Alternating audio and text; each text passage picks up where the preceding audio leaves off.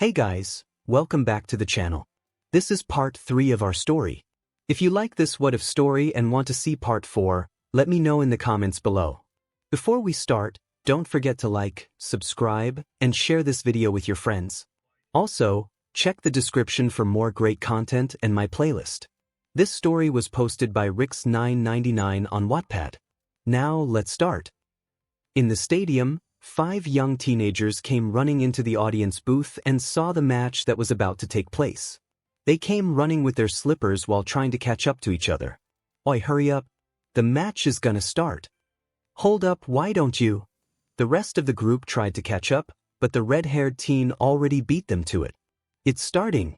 It's starting already. The red-haired teen yelled out, looking all excited. 3, geez, it's not easy to run with these slippers, you know. The girl pants her breath, trying to get some air. Come on, Misaki. We can't miss this match, you know. The teen with blonde hair covering the left side looks at Misaki, the only girl in their group. 3, I know that, but Kenji here has just bulldozed himself through like some kind of bull in a china shop. She points her finger at the red-haired teen in an accusing tone. 1, yeah, I meant you kinda almost bumped into a kid back there at the vending store. The one who seems to be the oldest with wolfish gray hair scolds Kenji. I said that I'm sorry. Kenji joins his hands together, making an apology gesture. Knock it off, both of you. A voice calls out from the back, revealing a teen who appears to be the shortest among the group, around 5 feet 3 inches with black hair. We're here to see the match, right? The rest of the group also calms themselves while watching the match that takes place. Our brothers' match. 23.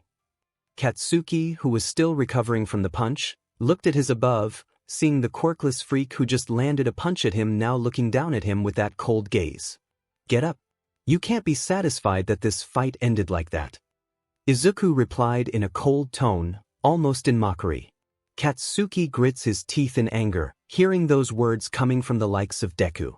Does the quirkless freak think that he's just gonna roll down in the dirt while accepting his defeat from a single cheap shot? Katsuki leaps into the air, propelling himself toward the quirkless boy with an explosion-powered lunge. Izuku sees this attack and rolls forward, letting Katsuki fly over him. However, during the lunge, Katsuki angles himself so that one palm is down, and as Izuku rolled, he clipped the quirkless boy in the back, causing him to grunt in pain. Oh, Bakugou has landed the first blow. Present my comments.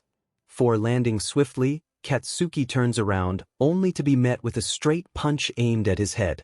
He barely has a second to move his head to the side before he can avoid a backhand punch following up from the first attack.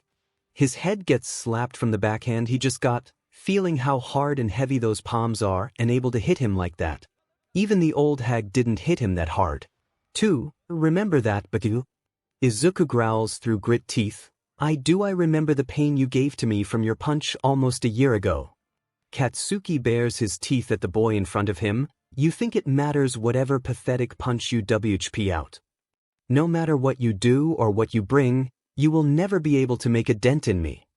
For at the arena, Katsuki leaps into the air, propelling himself towards the quirkless boy once again like before. Izuku saw this attack and sidestepped to the side, letting the boy crash through and only stopping when he saw his opponent move out of the way. Stop running and fight.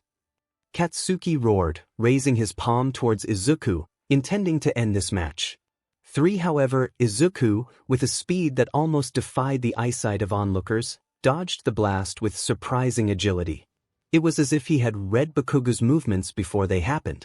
The explosion echoed, but he was no longer there. What the hell? It was the only thing that crossed Katsuki's mind the moment Izuku's foot hit his ribs with a force he didn't expect. The blow launched him several meters backward, forcing him to roll on the ground before stopping with a grunt of pain. He's fast, he thought, trying to process what had just happened. Since when can Deku move like that? 𝗵𝗃 has landed a hit, folks. This match has turned into something interesting after all. Contest between 2 promising students. Confusion mixed with rage in his chest. Katsuki stood up quickly, brushing the dust off his clothes, the burning in his side fueling his frustration. The crowd roared, surprised by Izuku's swiftness, and shouts of excitement reverberated through the air. "Come on, you can do it." The crowds cried for the match, while others simply stared in disbelief. 𝗓𝗂𝘁, feeling his pride had been hurt, clenched his fists, sweat beginning to trickle down his forehead, breathing heavily and with a mix of confusion and rage in his gaze, he quickly stood up, rubbing his sore ribs. What the hell did he do? Since when was Deku capable of fighting like this? He asked himself. 𝗓𝗓𝗁𝗁 looked to his opponent while trying to find a logical explanation for Deku's speed and precision, as if he was telling him that he was no longer the same idiot he always used to know. "What did you do, Deku? How the hell did you do those things?" 𝗓𝗂𝘁 yelled out, demanding some form of explanation. Izuku remained completely silent, his cold, calculating gaze fixed on 𝗓𝗂𝘁. There was not a hint of emotion on his face, as if he was watching a storm from the safety of a shelter. This disregard for provocation was beginning to irritate 𝗓𝗂𝘁, and frustration bubbled up inside him like an eruption about to explode. "Why aren't you saying anything? This isn't fun." This lack of response destabilized the dynamics of the confrontation, turning what should have been a duel of rivalry into a game of patience. 𝗓𝗂𝘁 felt the energy of the fight fading away, and that made him even angrier. Every second that passed without Izuku responding increased his anger, and his longing for the fight to finally begin became an intense burning of hatred. "You quirkless SHT, you looking down on me." 11 𝗓𝗂𝘁 grits his teeth in anger and launches himself forward. He aimed his hand downward, trying to launch himself, but the explosion was nothing but a cover for 𝗓𝗂𝘁 to flank him from behind and launched his explosion on his back. When 𝗓𝗂𝘁 was about to launch his explosion, Izuku turned the body away at a very fast pace and moved the back leg straight toward 𝗓𝗂𝘁's abdomen, hitting it with his heel. 𝗓𝗂𝘁 is blown to the back while holding his mouth to not vomit. "That was a lowly trick, Deku. As expected from a villain who bribes himself to get here," 𝗓𝗂𝘁 said. 7 However, Izuku didn't give him any form of response and just stood looking at him with a bored expression. "What? Got nothing to say?" As expected from a weakling who only knew one move. "You're just lucky, you piece of a 𝗧𝗔. But I'm gonna show you your place, right beneath my boot." He continued to taunt him while licking his lips. And once again he didn't respond. "Hey you quirkless SHT, I'm talking to you." He yelled in anger, not liking the silence or being ignored. He didn't respond and continued to give him a bored expression. "Why you piece of 𝗧 are you looking down on me?" 𝗓𝗂𝘁 screamed in anger while charging in his direction.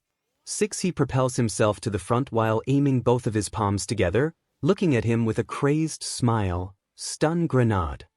A blinding light covered the ground as 𝗓𝗂𝘁 quickly turned to his back and pulled his fist, ready to punch him in the back packed with an explosion.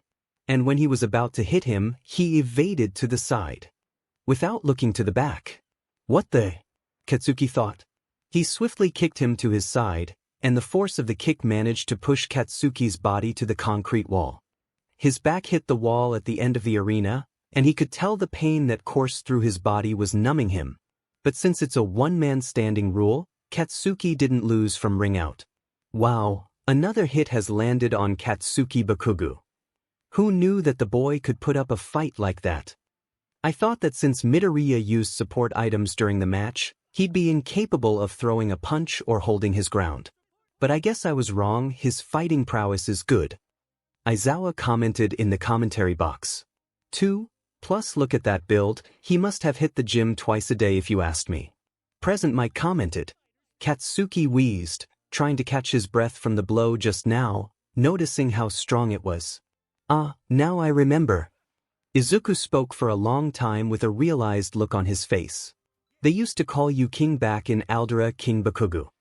4 𝗓𝗂𝘁 grunts, holding onto his back while trying to get up, remembering his old nickname back in 𝗓𝗪𝗓 and planning to add the word king to his hero name in the future. "Right now, you're more of a lackey than a king, to be honest," Izuku said, and 𝗓𝗂𝘁 looked in anger. 2. What did you call me?" He growled in anger. "Let me make it easy for you to understand." Izuku replied with a cold gaze, "You're a loser." 9 𝗓𝗂𝘁 grits his teeth while grabbing his fist tightly so that it almost bleeds.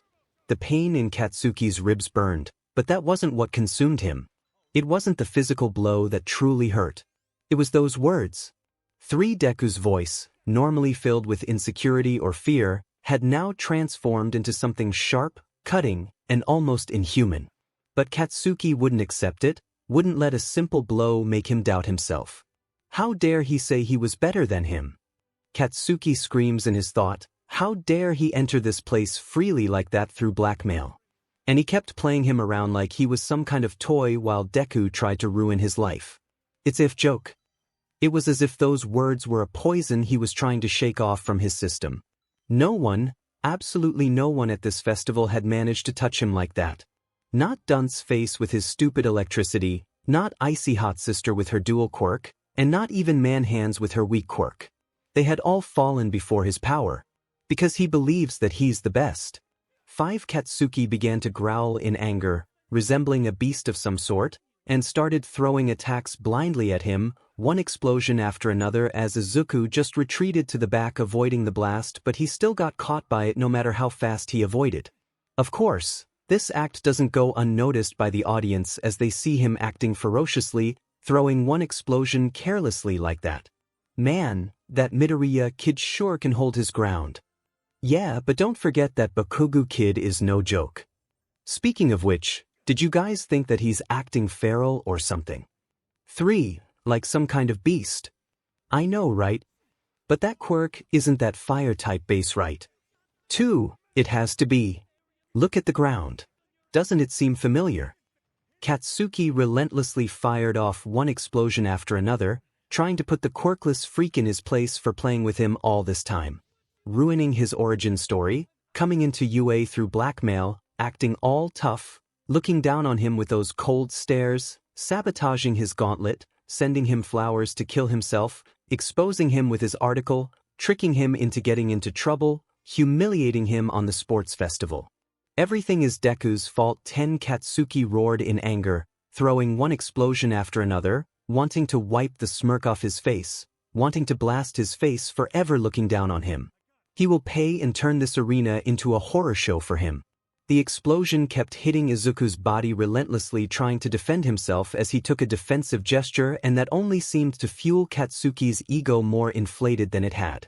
Izuku stood once again, panting violently and nursing his bruised ribs from the explosion. Katsuki, too, was panting, though trying to play up his confidence as he felt that the quirkless freak had finally understood his place. If you know so much about my quirk, then you should know that the more I fight, the stronger I get. Katsuki boasted, delivering an explosion to Izuku's stomach. Izuku tumbled over. The quirkless boy tried to rise, only to be kicked in the ribs by Katsuki's knee. You should have known that dragging this out would only make this more painful for you. Another explosion, another blast, makes Izuku tumble over. But no, you need to keep coming, trying to prove you worth more than what I tell you. An explosion on Izuku's shoulder, causing him to fall to the ground, nothing but dirt under my shoe. Katsuki throws a smack, you should have just stayed down. Then a punch, given up. An explosion to his arm, accept your place in this world. Kick to his chest, but no. An explosion to Izuku's ribs again, you just can't stop getting in my way. Ruining my perfect backstory, just like you always do. 7. A massive explosion rings out, echoing across the arena. The bright phosphorescent light briefly blinds viewers as Katsuki chuckles. You can't win, Deku. Nothing you can do can take me down. There was a brief silence, as Izuku dropped to his back after taking so many hits from the explosion. Just now the crowd was wincing and had to look away from the cruel scene that was folding in his eyes. But then, much to Katsuki's surprise, they heard a sound erupt from the quirkless boy's mouth. A small bark of laughter, simple and quick. But that small chuckle was followed by another and then another. Slowly, Izuku began to laugh, truly and fully. Katsuki, Midnight, All Might, even the world, stared in disbelief as the bruised and battered boy kept laughing. One Izuku rose to his feet, his laughter petering out, and he met Katsuki's eyes dead on. Where Katsuki was expecting fear or sorrow, Izuku's eyes were filled with pity. Like he was still looking down on him. 2. Honestly, I think I just realized how sad you are. Izuku's gaze never wavered from Katsuki, staring him down as Katsuki stared back. You're fighting a battle, and all you're concerned with is some fictional backstory of your life. That's really all you care about. Izuku chuckled again, though, unlike Kendo, Katsuki could discern no fear from his voice like he wasn't afraid of him. All those 10 years, you were convinced that you were a king in your head, everyone followed you and obeyed your orders, but you couldn't be more wrong. The truth is you're just a pathetic child who dreams of something out of reach. You're a sad, miserable existence. Katsuki grits his teeth, shaking his hand at the blatant disrespect that's thrown at him right now. He just wanted to show the quirkless freak his place in this arena. Seeing how he already beat him to 𝗬𝗵𝗃 didn't make him waver, maybe he needs to turn up the notch. Out in anger, Katsuki propelled himself using his explosion and knee-kicked him in the gut, causing Izuku to fall back onto the ground with his back lying on the floor once again after being knocked down by Katsuki.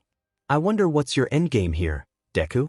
You can play with your stupid plan all you want, but as long as I'm in control, my life won't be your plaything. Katsuki stomps over to his abdomen, with enough force to make it difficult for him to breathe. Izuku gasped, feeling the pressure.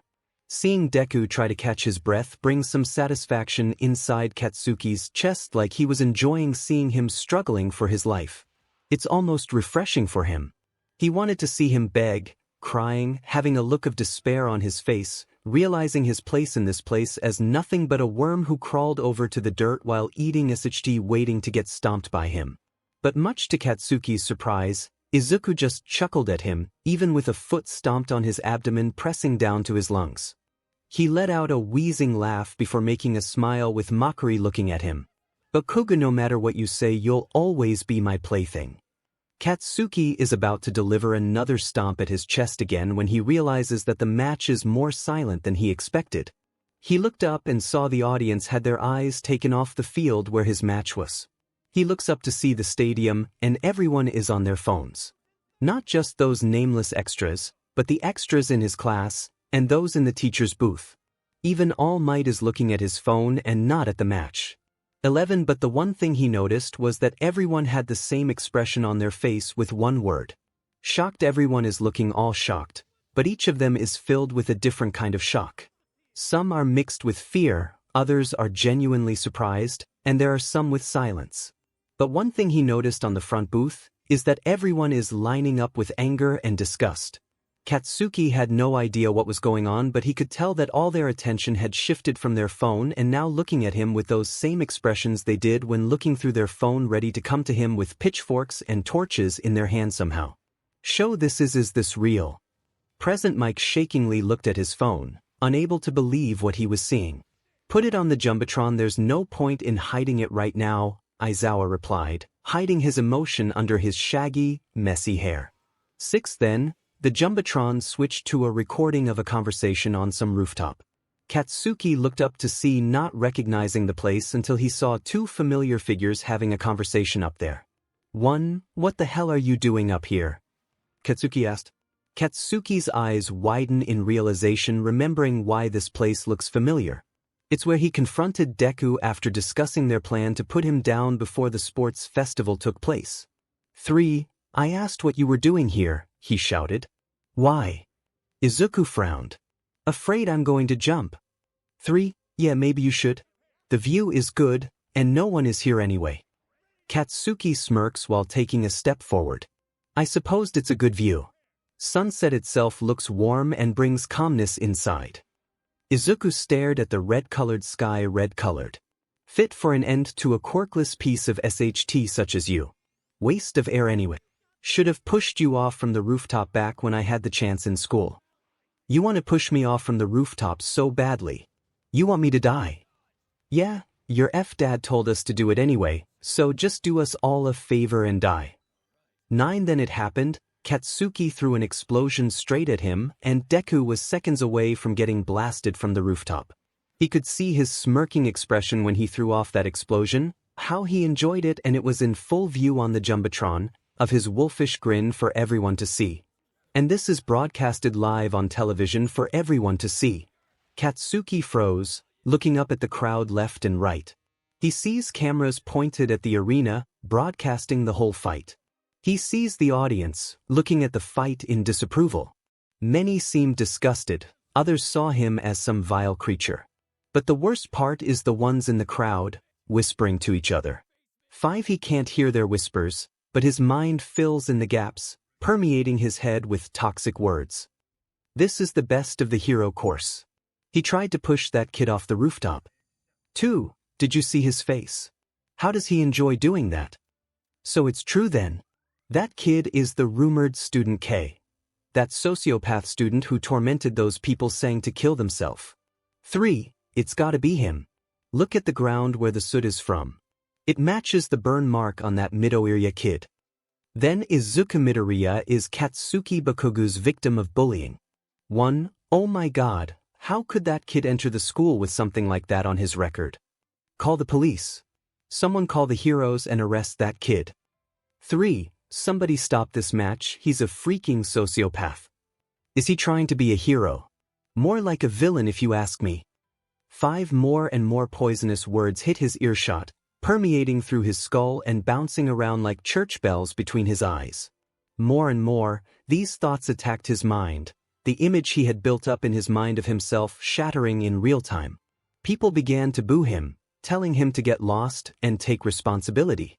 Katsuki felt that he was sinking again, like the time when he was talking to Izumi's father about Deku's plan, but this time it caused his entire body to grow numb. He felt his breath shorten, as the world collapsed in on him. And then he finally realized what this feeling was. That cold, dark feeling that had such a stranglehold on his soul. It was fear. You feel that, Kaken? Katsuki looks to his opponent, who's being pinned on his feet. That sticky heat rising up the back of your neck. That flop sweat. That's fear, Izuku replied, smirking coldly. Greed you're already acquainted with, now you'll feel like a target, being hit by society's blow. 2. Katsuki felt his feet shaking as he was doing right now, only painting him an even bigger target for everyone to boo him even more for his disgusting action. He took his feet off and retreated to the back with a fearful expression on his face. Like a digital tattoo, your name will forever be etched in the internet. Abandoned by everyone around you like I was in those 10 years in isolation. 1. Shut up. Katsuki throws an explosion to Deku's side, throwing him off to the side as Katsuki begins to livid at this situation. You're nothing. Katsuki shouts at Izuku, you are worthless. You always have been. Why can't you just stay in your place? I'll kill you. Hey, get out of there. Yeah, leave him alone. Get out. Get out of there. Do us all a favor and forfeit from the match. Surrender, why don't you? Yeah, surrender. Surrender. Surrender. Surrender. Surrender. Surrender. 5. Katsuki glances at the mob of the audience who are shouting in unison all around the circular arena. Their shouting voices kept overlaying inside his ears, creating thousands of layers of shouting every single second as he felt himself backed into the corner. He refused to bend his knee to the likes of Deku. Because of him, now everyone knows what he did, what he used to do. But why is everyone suddenly lecturing about his decision right now? In everyone's eyes at school, what he did was considered the right choice, the correct one. Everyone praises him for putting Deku in his place. So why is everyone telling him that he's wrong? 3. Izuku gets up from his feet, shaking from the pain, but forces himself to get up. Now the cheers have turned to favor Izuku, cheering on him to teach Bakugou a lesson for bullying him all those years ago. Now the roles have been reversed. Katsuki, who is always being praised for becoming a hero, has turned into the antagonist. Izuku, the quirkless kid who was told that he was worth nothing, has become the protagonist. Now Katsuki is the villain in his own story. 7. Don't worry, I still haven't done with you yet. Izuku winces in pain while forcing himself to get up. I've struck you down mentally and socially. Now it's time I strike you physically. The Katsuki desperately laughs at his statement. His laugh is dried up just like his throat. Why you thinks that you can actually beat me? I won't be here if I won't. Izuku chuckled while panting heavily. Everyone kept booing him with his past now being exposed to the public, demanding that he take himself out of the tournament. His hand trembles in frustration while seeing Deku smiling with the satisfaction that he just fell into his trap just like that. He can't accept that. He refused to believe that his entire future would crumble at this moment. He couldn't allow the one he had despised all his life, Deku, to leave him there, and it wounded his pride. "I'm not pathetic. You're the useless one. You're the demon Deku," he screamed, his voice cracked with a fury that hid a more painful truth: fear. Fear of being insignificant, of being surpassed by someone he had always considered inferior. Shut up. Katsuki exploded, propelling himself toward where Deku was standing, blinded by his rage and anger, not minding his surroundings like he was trapped. But before anything could happen, Izuku swept out his right leg from under him, causing Katsuki to stagger and fall to his knee at an awkward angle. The green-haired boy then whipped around to the boy's left side, performing a flawless grappling move that locked the blonde's left arm in place as Izuku placed one of his feet on the boy's throat. Before Katsuki could even blink, he found himself wrapped up and shoved to the ground. "Yield now," Izuku told him with such spite that it could kill. Katsuki looked the boy dead in the eyes, an expression of pure rage as he bared his teeth like a wild beast at the very idea of admitting defeat to anyone, let alone Deku. Never. The green-haired boy's eyes narrowed as he held the boy in place, applying just a bit more pressure to Katsuki's throat. He still had the blonde's left arm locked down, with the palm facing away from him to ensure he wouldn't be attacked. Katsuki saw a dangerous glint cross the boy's lifeless eyes, still menacing all the same. "Should I have expected anything else?" The boy asked no one in particular. "Then again, I was hoping you would say that. Remember, Bakugou, you could have avoided this yourself, you worthless nerd." Katsuki yelled back as he tried to align his other palm to launch an attack. "You dared to threaten me." Izuku just shook his head from side to side, looking straight at the blonde's arm. "I wasn't threatening you. I was simply informing you. The hell are you, fuck?" To Katsuki's world became nothing but pain as he felt the bones in both his left arm and hand shatter. One from his shoulder to his fingers, his entire left arm felt like it was being stabbed, twisted, and smashed, all at the same time. The blonde had never felt so much pain in his life. Wetness leaked from his eyes and blurred his vision, but Katsuki refused to let this be the end. He squirmed on the ground in utter agony, seeing Deku standing idly by from the corner of his vision. He did this to him. Deku broke his arm. A few of the audience turned away from hearing the snapping sounds coming from the arena. Some of them even winced seeing the gruesome act, but they could tell from the sound of snapping and cracking, followed by the screaming painful sound coming from Bakugou's throat, that his arm had just been broken by Izuku. Aizawa, along with Mike, who's in the commentary booth, also winces and simply watches the match continue. Under normal circumstances, they would have disqualified Izuku for excessive force and causing a major injury, especially broken bones, but this whole order isn't normal, to begin with, and they just watch the boy have his arm broken. Katsuki lies on the ground face down, unable to get a feel of his left arm other than excruciating pain coursing through his entire body. He could feel his arm break and become dislocated from his joint, which made his arm wobble. He glared, looking towards Deku's sole shoes, since it's the only thing that he could see from his point of view, and grits his teeth from both the pain and rage he's feeling right now. He began to concentrate on his right hand, the only good arm he had left, and cracked it with an explosion. The explosion he was preparing in his hands would be much more devastating than before. If I kill him, if I crush him now, everything will go back to the way it was before, he thought as the sweat on his palms sizzled with explosive. Yeah, everything will go back to normal, only this time, Deku will be gone for good. Using his one good hand, Katsuki leaped at the green-haired boy once more, refusing to accept the reality developing around him. Pain still vibrated up and down his arm as he sailed closer to his opponent, but Deku didn't appear fazed. His scream echoed through the stadium, filled with desperation no one had ever seen in Katsuki before. The crowd was stunned. Not even the heroes present reacted in time. "What? However, Katsuki's attack never reached Izuku. At the last second, something came in between the blast and its target. It looks metallic. Something that looks like a giant construction tool blocks into the blast while hovering in between them, then it spun, smacking Katsuki, stumbling him to the back before another piece came flying. It looked like something came flying from the air, and the machine began to fly over to Izuku's direction while he extended both his hands, and the machine started to assemble in his arms, forming something of a pneumatic jackhammer shaped like a piledriver hammer. The end of it is connected to pneumatic pistons. They run from the hand, through the arm socket, and out the elbow, and can extend out of either side. Katsuki stared at Deku's invention that was just flying around, now being equipped to him with two of his arms now turned into a piledriver hammer with a piston at its back, wondering what kind of joke is he pulling right now. You think that putting scrap to your hand is gonna make a difference? Katsuki looks at the new invention that's on him and finds it ridiculous. I'll just shatter that in pieces. Izuku stood with his new invention, feeling the weight of it was far more than he predicted, but right now, he just had to pull through and do this. He needs to make a statement with his action to silence those fools.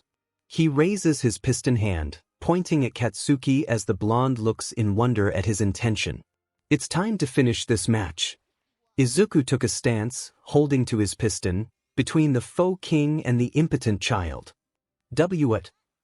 10 years living under your thumb, and now I'm gonna bury all of that in this match. My past and along with you. Izuku pants. After this, you are done nothing. Katsuki, who heard that, felt his face redden from anger and rage. Nothing. He is nothing. Katsuki Bakugou is not nothing. He's the man who's gonna be the #1 hero. The one who'll surpass All Might. The one who claimed the title of the strongest. He grits his teeth while growling. Before launching himself forward, shut up and die. Katsuki throws a set of explosions to his front, but Izuku blocks it with his metal arm and smacks it at his face, causing the boy to stumble. Both of them then brawl with each other, throwing punches, kicks, and fighting in desperation. Izuku threw a blow over to Katsuki's chin, causing the boy to stumble from the weight along, and felt both hands gripped at the back of his head before his face got kicked with a knee, causing BLD to slur. Katsuki then takes a punch from his piledriver arm with the piston being pulled before it is pushed forward, causing a strong blow hit through his chest like he was just hit by a battering ram. Katsuki tried to shout but began to cough BLD as something sharp dug into his side. He felt something that tasted like iron hit his lip and saw a red puddle on the floor coming from his lips. That defect, he broke my rib. All that talk, Izuku panted out. And it looks like I finally found a way to shut you up. Shut up. Another cough, but Katsuki simply shook his head, ignoring the pain. Shut up. I am the best, goddammit. The best. I am destined to be #1. Everybody always said that. The only loser who never seemed to get the memo was you. Katsuki faced Izuku frantically. I'm the best. I have always been the best. I am going to be the #1 hero, no matter who I need to crush to get there. No matter who I have to kill, I'll take it with my own 2 hands. Katsuki runs forward, trying to throw an explosive right hook to the quirkless defect before he gets pushed to the ground and is pinned on the concrete floor. Even all these years, you Bakugous are always predictable. Izuku coldly replied, raising his right hand in the air and landing a solid blow with his piledriver hammer. 𝗕𝗫𝗄𝗃. Katsuki began to vomit BLD, having his abdomen hit by that jackhammer. Katsuki cursed. Izuku throws a right hook over to his chin, causing him to bleed out and chip a tooth. Wake up. I'm not done yet. He pulled Katsuki's hair and yanked it out while dragging him out. He dragged him out like a rag, not caring about the blood stain on the concrete floor coming from Bakugou's mouth where it bled. You're the one who wanted a one-on-one match, right? It only settled when one of us is dead, right? Then Izuku pulled the piston and delivered another blow to the center of his abdomen. And just like before, Katsuki yelled loudly from the blow. It feels like his chest has just taken a full swing from a battering ram. My ribs, it's about to be crushed by that arm. Then something happened to Katsuki's chest, apart from the fact that his ribs were cracking.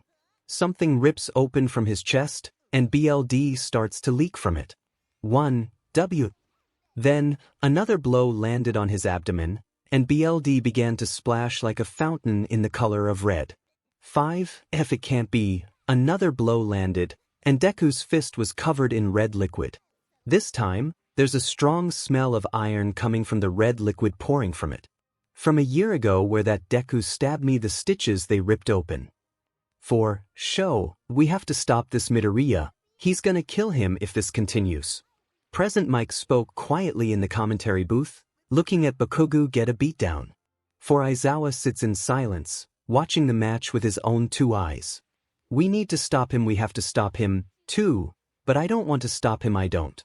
6. Katsuki felt like his gut was about to be smashed to a paste. That his inside will be smashed by those fists. At this moment, Katsuki felt like something clicked for the first time in 14 years of his life. This guy really trying to kill me. 12. I'm gonna die. Deku, he's gonna kill me for sure. 3. He realized that he's F right now. If Deku didn't stop with his beating, then he's gonna continue until his organs were out of BLD or being heavily damaged from being slammed like that. Another blow landed and Katsuki vomits a lot of BLD this time. He could tell he was probably 1 or 2 blows away before he was F and turned into a paste. He wanted to let go of the pain, be released from the misery, and be done, but if he did that, then he would lose his chance forever. His dream of becoming the number 1 will evaporate the moment he says those 2 words. But if he doesn't, then Deku is gonna continue, and by the looks of it, he's not gonna stop until he is finished. The teacher won't intervene because he declared it to be a one-man standing match, meaning that this won't end until one person gives up. All Might gave his word to the stadium, meaning that no one could stop the match but himself. One he can't give up, he won't give up his dream even if it means dying one, but if he doesn't, then that's his future. His mind is battling deep, fighting between instinct and reason, a fight or flight situation, knowing his life is on the line for the first time. Having no other choice, he grits his teeth in frustration, ready to say those 2 words that he detests. I surrender. 8. The words echoed across the arena as everyone just stood where they were in disbelief. Everyone, including those sitting in the teacher's booth and both Aizawa and Mike in the commentary booth, also shared the bewildered look. Even All Might shares the same look as those in the stadium. Katsuki opens his mouth in an agape situation. The only difference is that he wasn't the one who said those words. That the words didn't come out of his mouth. It was Deku. 6. Izuku pulled his fist away and released his grip on Katsuki before walking away, leaving the blonde on the ground, lying in the crater, unable to even lift his body from all the pain. But before he left, Izuku pulled something from his pocket. It was a red marker. 5. He wrote a word on Katsuki's forehead with a marker, and he closed the marker back before gripping his throat and lifting his body in the air with his piledriver hammer hand and shouting in the air. 𝗎𝗪𝙢. 3. His voice is thunderous like thunder, roaring loud enough for the whole stadium to hear it without missing any words as everyone's attention turns to the center of the arena. Look at your king. Izuku said loudly for everyone down the arena to hear. His voice echoes through the entire stadium and chills run through their spines. This man is no god, he is nothing. He shouts from the top of his lungs. 5. Izuku showed Katsuki's defeated figure for everyone to see, and the camera pointed to the arena, looking at his defeat with a single letter written on his forehead. Deku. 4. Izuku hated the word Deku. It was a word that Bakugou and the others always used to call him. The one word that has always been tattooed at the back of his mind in the last 10 years, acts as a reminder of what he's all about. That's why he wrote it on Katsuki's forehead. To represent himself to him. Once he was finished, Izuku threw Katsuki on the floor with his back and landed on the ground without a single care as his body rolled down and Katsuki groaned. Without even looking back at him, Izuku began to walk, his steps firm but tired, away from the arena, the crowd, and Katsuki. Every step he took hit him like a hammer in the chest. Deku was moving away. That image of the quirkless boy who had always been his shadow, his target of mockery and scorn, was now moving away from him, not in defeat, but in something worse, in indifference. And with each step, Katsuki felt smaller, more insignificant. No, Katsuki thought, anger boiling inside him again. It can't end like this. He can't leave me behind. 7. His body shook, more from rage than pain, as he managed to get to his feet. Where are you going, Deku? He screamed weakly, still feeling the pain from the blow, his voice echoing in the arena. Get back here and fight, I'm not through with you yet. 3. It was the voice of a child who didn't understand how he had lost control of everything, a cry of desperation, a last attempt to hold on to something he had already lost. Izuku, however, was unfazed. He continued walking as if Katsuki's words didn't affect him in the slightest. However, before crossing the threshold of the arena, he stopped without turning around. His voice, low but firm, resonated with a coldness that froze Katsuki's blood. But I'm through with you. You're not worth it. He continued to walk to the tunnel, not turning his head. 5. You never were. 6. Izuku steps out from the arena. His figure is left nowhere to be found from the tunnel where he came in at the beginning of the match. All that's left is the battered figure of Katsuki lying in his own pool of blood while sulking at his undeserved victory. After waking up from the surprised news, Midnight cracked her WHP to announce the results in a low tone. Izuku Midoriya stepped out of bounds, so Katsuki Bakugou wins. 7. Everyone, including present Mike, was silent. The final match was over, but not the result that everyone expected. The voice hero soon realized he had to say something, lacking his usual loudness or excitement as he repeated Midnight's announcement. 2. So, it appears the victor of the first-year sports festival is Katsuki Bakugou. Should have pushed you off from the rooftop back when I had the chance in school. 2. The news reporter stood in the front courtyard of Sports Festival Stadium. Hundreds to thousands of civilians stood behind the camera's view, some looking in the camera's direction while others ignored it. The reporter straightened her hair a few seconds before looking at the camera. And there you have it, folks. Reports are coming in all over the news regarding the event of the Sports Festival Final Tournament. Ito Harumi from Channel 7 announced in front of the camera, "This short clip of the UA student, Katsuki Bakugou, has swarmed across the internet, being saved, uploaded, and shared hundreds of thousands of times." 6. While the content of this video is appalling, we at Channel 7 believe that the public should be shown this clip in its entirety, as to leave no room for speculation. Harumi took a deep breath, and the camera zoomed in on her face slightly. Katsuki Bakugou openly assaulted and committed bullying another child less than a year before his admission to the most prestigious hero school in all of Japan, not to mention where he openly admitted that he intended to push Izuku Midoriya, contestant of the sports festival tournament 2 times, before entering UA and 1 week before the sports festival began. 9. The camera panned back, and Harumi straightened her posture, trying to maintain her professional look. 1 article that was launched about a week before sports festival started where someone mentioning Student K's identity is 100% certain that Student K is indeed Katsuki Bakugou, the contestant in this year's sports festival tournament. Judging by the wound on Midoriya's back during the semi-final when battling against Shoto Todoroki, it's certain that investigation has been performed on both Aldra Junior High and UA themselves on how such matter is kept under the wrap. 6. As of this moment, there have been no updates from the UA about this unprecedented turn of events, but we are monitoring the situation closely and will update the public as soon as we can. The reporter nodded and bared her teeth, but one thing is certain: this cannot go unanswered. 2. The screen shifts to blue, and a large stylized number 7 appears on the screen. Yet, Izuku hardly reacts, staring blankly at the screen as the logo rotates mutely in front of him. He stares at the screen in silence, sitting on the curb of a quickly dimming room. The sports festival just ended about an hour ago. Right now, Izuku is lying on his bed at the infirmary where Recovery Girl is tending to his injury from the fight against Bakugou. He is now being guarded by ectoplasm at the front door.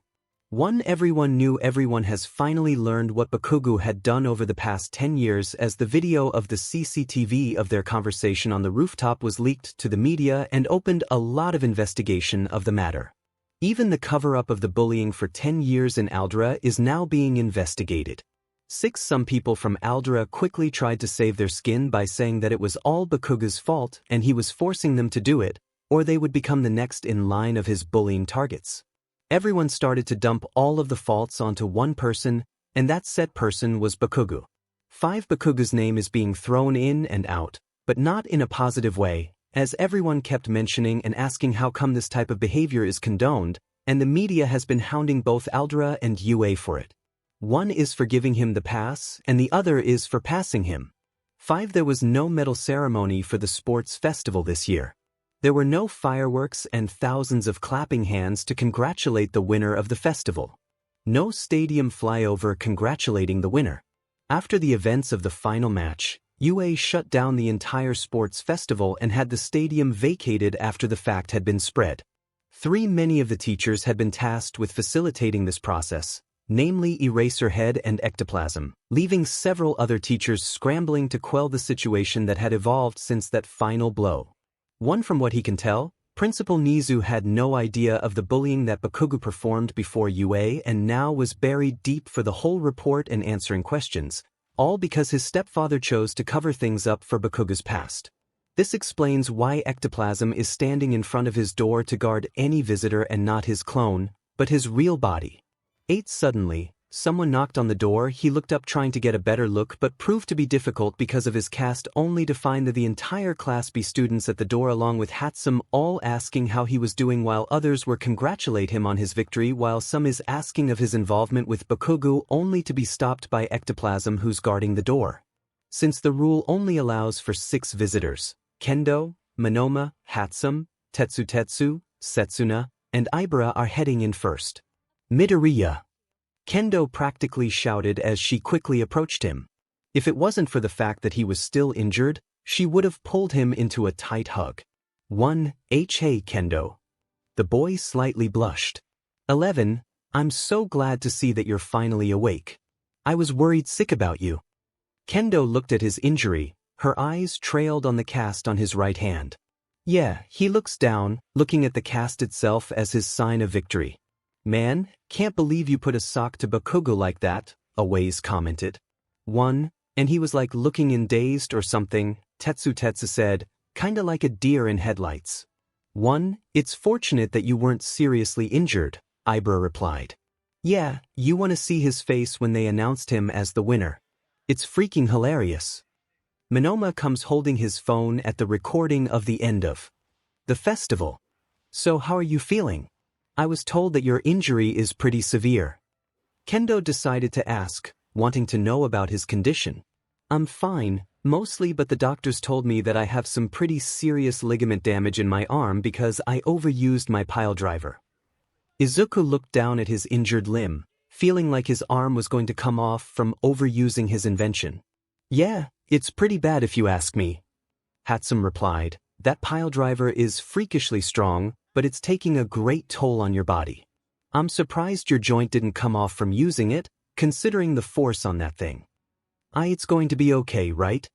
Kendo asked, her voice briefly growing uneasy. She still had no idea what the extent of his injuries was. From what we know, I'll still be able to use it. He knows the danger of using that invention in the first place. It was a prototype to begin with many faulty and in need of innovation, but you know what? Let's not worry about that right now. How are you? She took note that he had cut himself off.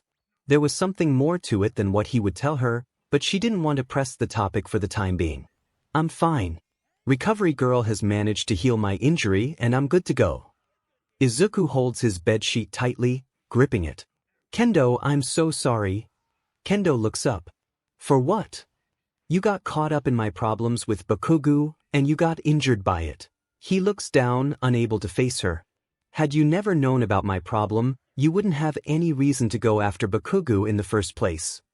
Kendo exhaled before turning her attention to him while smiling fondly at him. Midoriya, I didn't come after Bakugou just because of what he did to you. Because I know it's the right thing to do. Izuku wants to speak up, but Kendo cuts her off. People like Bakugou don't get to live freely without having someone chasing after his past like you did. What you did to him, to me, that's called justice. Izuku stared with wide eyes, looking shocked. For the first time, someone told him that what he did was right. That going after Bakugou is the correct choice. For all his life, people kept telling him not to bother with Bakugou, to stop sabotaging him, and to not provoke him by any means necessary. They all say the same thing: Bakugou is destined to be a hero and will become great one day. 2. And now someone is telling him that Bakugou isn't what those people have been telling him for the past 10 years. That he deserved the punishment for what he did to him. 1. Izuku and Kendo shared a look, knowing that this was the first time someone supported his decision. Someone he could rely on. He, of course, had Hatsum, Tetsu, and Setsuna as his friends inside UA. But somehow, Kendo seemed to be the one person he could count on to be with him.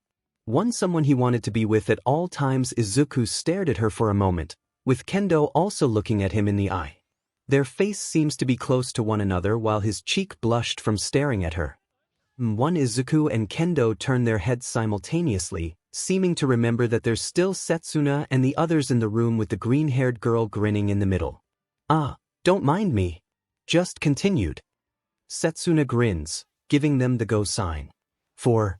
Setsuna. "Come on, Kendo, it's the job of the princess to give her shining knight a kiss for saving her." 1. Don't. Thankfully, the door is opened, and Recovery Girl walks in, telling them to leave the room to give her patient a rest, much to Kendo's relief from dying of embarrassment. "Alright, visiting hour is over. He needs to get some rest, and that means I need you all to leave this room." Recovery Girl came and tried to push past the other towards the door. "We'll see you later, Midoriya," Ibra told the boy with a quick wave as the others also shared their goodbye. "Alright," he nodded. The last person to leave the room was Kendo. She still had so much on her mind at that moment but didn't want to fluster the already injured boy with such sensitive questions. "Hey, Izuku, text me as soon as you get out of here," the orange-haired girl said with one final squeeze of his hand, slowly breaking away from the contact before walking out. 3. Alright. Once the other students were finally gone and the door was closed, Izuku retreated back to his bed while looking at the ceiling, thinking of what's gonna happen to him now. The media will gonna need some answers on the CCTV recording on that rooftop, wondering what it means because, unlike the others, this one is recorded and has gained a lot of attention in the media. He could tell that Principal Nizu would want to have a conversation with him regarding the matter and ask for some kind of statement, and the only thing that stopped him was Recovery Girl's medical order to not disturb her patient. But now, the principal is in a dire situation. 3. With no idea of the cover-up done by his stepfather, his position is in jeopardy and in desperate need of some kind of solution to solve it. But he had already answered him a long time ago when he met him for the first time. Written in an appealing poem. 3. In the UA admission office, the office phones continued to ring ever since the sports festival had ended non-stop over the last 2 hours like a broken school bell. Office workers and secretarial staff continued to take the calls from left and right, not taking a break for less than 5 seconds, all asking about the main topic at hand of the UA school. Is UA really allowing someone with a violent past to be a student? Katsuki Bakugou shouldn't be allowed in the school. 2. Is the video of Bakugou trying to push Midoriya 100% real and not doctored? This is the Ministry of Education. We would like to have a conversation with Principal Nizu. It's urgent. 1. I'm from the Mizudafu News. Can I ask for a statement from Principal Nizu? I'm sorry, Principal Nizu isn't here at the moment. Yes, we're currently investigating the matter internally. 1. The atmosphere in the principal room is grim. No longer does the warmth from the sun hit the window to give that sense of warmth that the mammal is looking for every time he walks in. Right now, the room is cold like ice, with a suffocating feeling inside. Inside, Toshinori could only sit in the chair, looking down at the surface of the cheap, scuffed table that lay in front of him. He dropped off his all-might persona and reverted to his skinny figure while taking a seat with the white mammal himself. Toshinori had been a hero for almost 4 decades, battling against many villains, reducing the crime numbers in Japan after making his debut here, and even finishing the Demon Lord, all for one. He's the man who's hailed as All Might, the symbol of peace. For yet, he felt powerless and lost his bravery and vigor while face-to-face with the principal, who was only around 3-5 feet tall. Principal 𝗵𝗃 had just finished watching the news and looking at the number of complaints hanging in his rear that almost 70% of new student admissions for next year are being pulled out. Over 100 students are asking to pull their sons and daughters from the school, not wanting their children to associate with a criminal. 6. So, 𝗵𝗃 begins, I am sure you know why we are holding you here. Toshinori does not speak but nods, gauging the reaction of 𝗵𝗃. As usual, the rodent seems unaffected, patiently waiting. However, he knows that Facade hides one of the most creatively sadistic minds he has ever known. You know, 𝗵𝗃 begins, I just got off from a call from the teachers' committee. They all filed a lawsuit against the school and demanded to pull their sons and daughters from UA, all from the first year to the third year. Almost 70% of next year's school admissions for our new students are canceling their requests and moving away from UA. They quoted, we want to find a school that's not colluding into harboring a criminal. How intriguing. 𝗵𝗃 squeaked out a small giggle. One of the parents who applied is the son of the Minister for Internal Affairs and Communications. They were all looking forward to shutting the school down and suing the school for letting it happen. 2. Principal, if you just let me explain, Toshinori's feet shake as he tries to come up with an answer to defend himself. 11 But his face is met with a teacup thrown at his face, courtesy of 𝗵𝗃. 5. Do you have any idea of what you just did because of your stupid action here, Toshinori? How dare you try to pull a show under my watch and have the bravery to smile, acting like nothing is wrong? 3. Toshinori could only fall back behind his seat, taking the anger that was being thrown right at his face right now. You were telling me that you didn't know of your son's situation, and now there's proof that your son has been abused under the hands of Katsuki Bakugou for almost 10 years, and you didn't know about this. 5. I didn't, sir. You know that my stepson is working for All for One. This whole thing must have been his plan to discredit the heroes and cause disarray to our hero society. He's trying to divide us all. 19. The only disarray I see is your attitude right now. Do you realize that you just destroyed the whole school's reputation because you put your name on Katsuki Bakugou's recommendation letter? The whole of Japan saw that as you approved of his action and endorsed it. 2. I swear, sir, I have no idea of Katsuki Bakugou having such a dark past like this. It came as a shock for me too. 6. Is that what you said? Then what's this that I find on the internet? One Principal 𝗵𝗃 handed a tablet showing the recording of the conversation between Katsuki and Izuku, pointing out a certain scene. Yeah, your dad told us to do it anyway, so just do us all a favor and die. 4. Toshinori widens his eyes at the video of young Bakugou telling him straight up that his father wants him dead, knowing who it could have been. He's starting to sweat looking at the principal. 1. There must be some kind of mistake, sir. 2. Who's this father he's speaking of if it's not you? You're his father after all, or are you saying that Midoriya finds himself a new family that wants him dead? 4. It's possible, Toshinori weakly argued. 6. Do you take me for a fool like you, Toshinori? For Principal 𝗵𝗃 stops his anger before calming himself down and looking at the skinny blonde-haired man who seems to be glad that he isn't being targeted at his anger fit any longer. Is there anything at all that you didn't tell me regarding this matter? Toshinori took a moment, not knowing what to answer. There's a lot of stuff that the principal didn't know just yet. Of how he ordered 𝗓𝗪 to cover the whole matter. Of how he knows of his son's bullying situation and turns a blind eye. Of how he rigged the match in favor of his stepson to lose in the tournament. Of how he ordered the destruction of his support gear to ruin his chance. He can't even change his stepson's mind to withdraw the statement after he is done recovering. Flashback starts. So, I won't retract my statement regarding Bakugou. In the room in the infirmary, Toshinori stood while looking at his stepson to pardon Katsuki Bakugou moments away before he was brought into prison. 5. Be reasonable.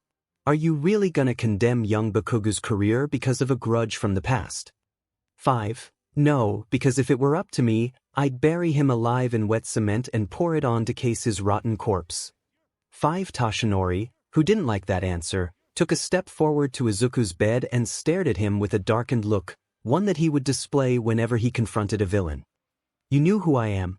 You knew what I'm capable of. You won't want to make an enemy out of me, boy.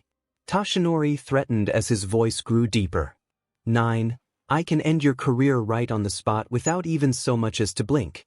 Your friends in your class, that girl from Class B, their future will be ruined because of you. Because of your disobedience towards me. 𝗬𝗏 looks at him with his sunken eyes. You'll be stating that the video is false on live media and anything regarding young Bakugou is not true, and in exchange, I'll grant you anything you want. 1. Anything I want. Izuku perked up at his words, raising his brow. That seems a pretty sweet deal coming from the #1 hero himself. That certainly benefits both of us, okay? I'm in. As long as you can fulfill my wish. Excellent, I know that you'd see reason, my boy. 𝗬𝗏 seems to be pleased, smiling on his skeleton figure face despite the bad intention. Izuku displays a thin smile before answering, good, then bring my father back to me now. 𝗬𝗏 then returns in silence at the mere mention of Hisashi's name coming from his stepson's mouth. And go lick the shoes and butthole of every person in the stadium. He chuckled before giving the middle finger to his stepfather. 9. I told this to Bakugou before, that I'll be planning on making their life in here turn to hell, that you'd wish to die, but for you, I'll make it special instead. He fixes his position before looking at his stepfather with a wicked smile and giving the finger at him. From this moment on, you won't be given a single moment of peace. Just like them, you'd be forced to live yourself in full alert at all times. I'll keep pursuing you, till I take everything you've got to give. No matter how far you run. Flashback into Nizu sighed before pouring himself another cup of tea, trying to calm his mind from the clusterfuck of this whole situation. Knowing that this whole thing is gonna ruin his whole school's reputation. 5. Right now, the whole public demanded that we take action for Bakugou's past action. Because he's the winner of the sports festival by default, we can't hold a medal ceremony for him. But I'm not too happy that someone has strong-armed me with the one-for-all secret to get what he wants. 2. So what does that mean? It means that I have to make a choice. Nizu's eyes glared in 𝗬𝗏's direction. If I punished Bakugou, then the school would be under microscopic surveillance by the board director of education, and we'd have no choice but to accept Midoriya into the hero course because of the regulation. But if I punished Midoriya for releasing the footage on a national scale, then UA would be guaranteed to get shut down. 6. But we can't let young Midoriya enter the hero course at all. It would only give him more reign with him being an all-for-one spy. 9. So we'll give Bakugou a free pass. 4. Maiming Midoriya on live television and after his whole reveal of him bullying the kid. Nizu argued back, finding talking with 𝗬𝗏 is like talking to a brick wall. Do you honestly think that Katsuki Bakugou is worth almost 600 students? That's the number of students who'll resign from school that we'll be looking at if we pardoned his action. 5. Nizu realized that he had to make a choice. If he didn't punish Bakugou, then the whole school might get shut down, and the kid would get transferred into some juvie. Normally, he would have expelled the kid and be done with it, but the problem is that All Might signed his signature on recommending the kid when he was entering UA. And what's worse, it's not under All Might's name but Toshinori Yagi's name.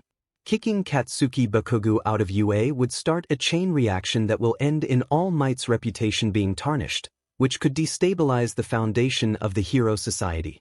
Despite Toshinori being a bad person, All Might is a respected hero known to the public and the world for his heroic feats. If he mentions that he has some dark past like this, it would only stir chaos from the villain. 13. No matter which option he took, it all came down to risk and price that made the school pay the price. And with his name on the paper, everything would come back to him in the end. 1. He wanted to just kick Toshinori out of the school as well, but that would only bring questions to the school of why such action is being taken, and the public can't find out about the matter that Toshinori Yagi, who's secretly All Might, is giving his recommendation to him.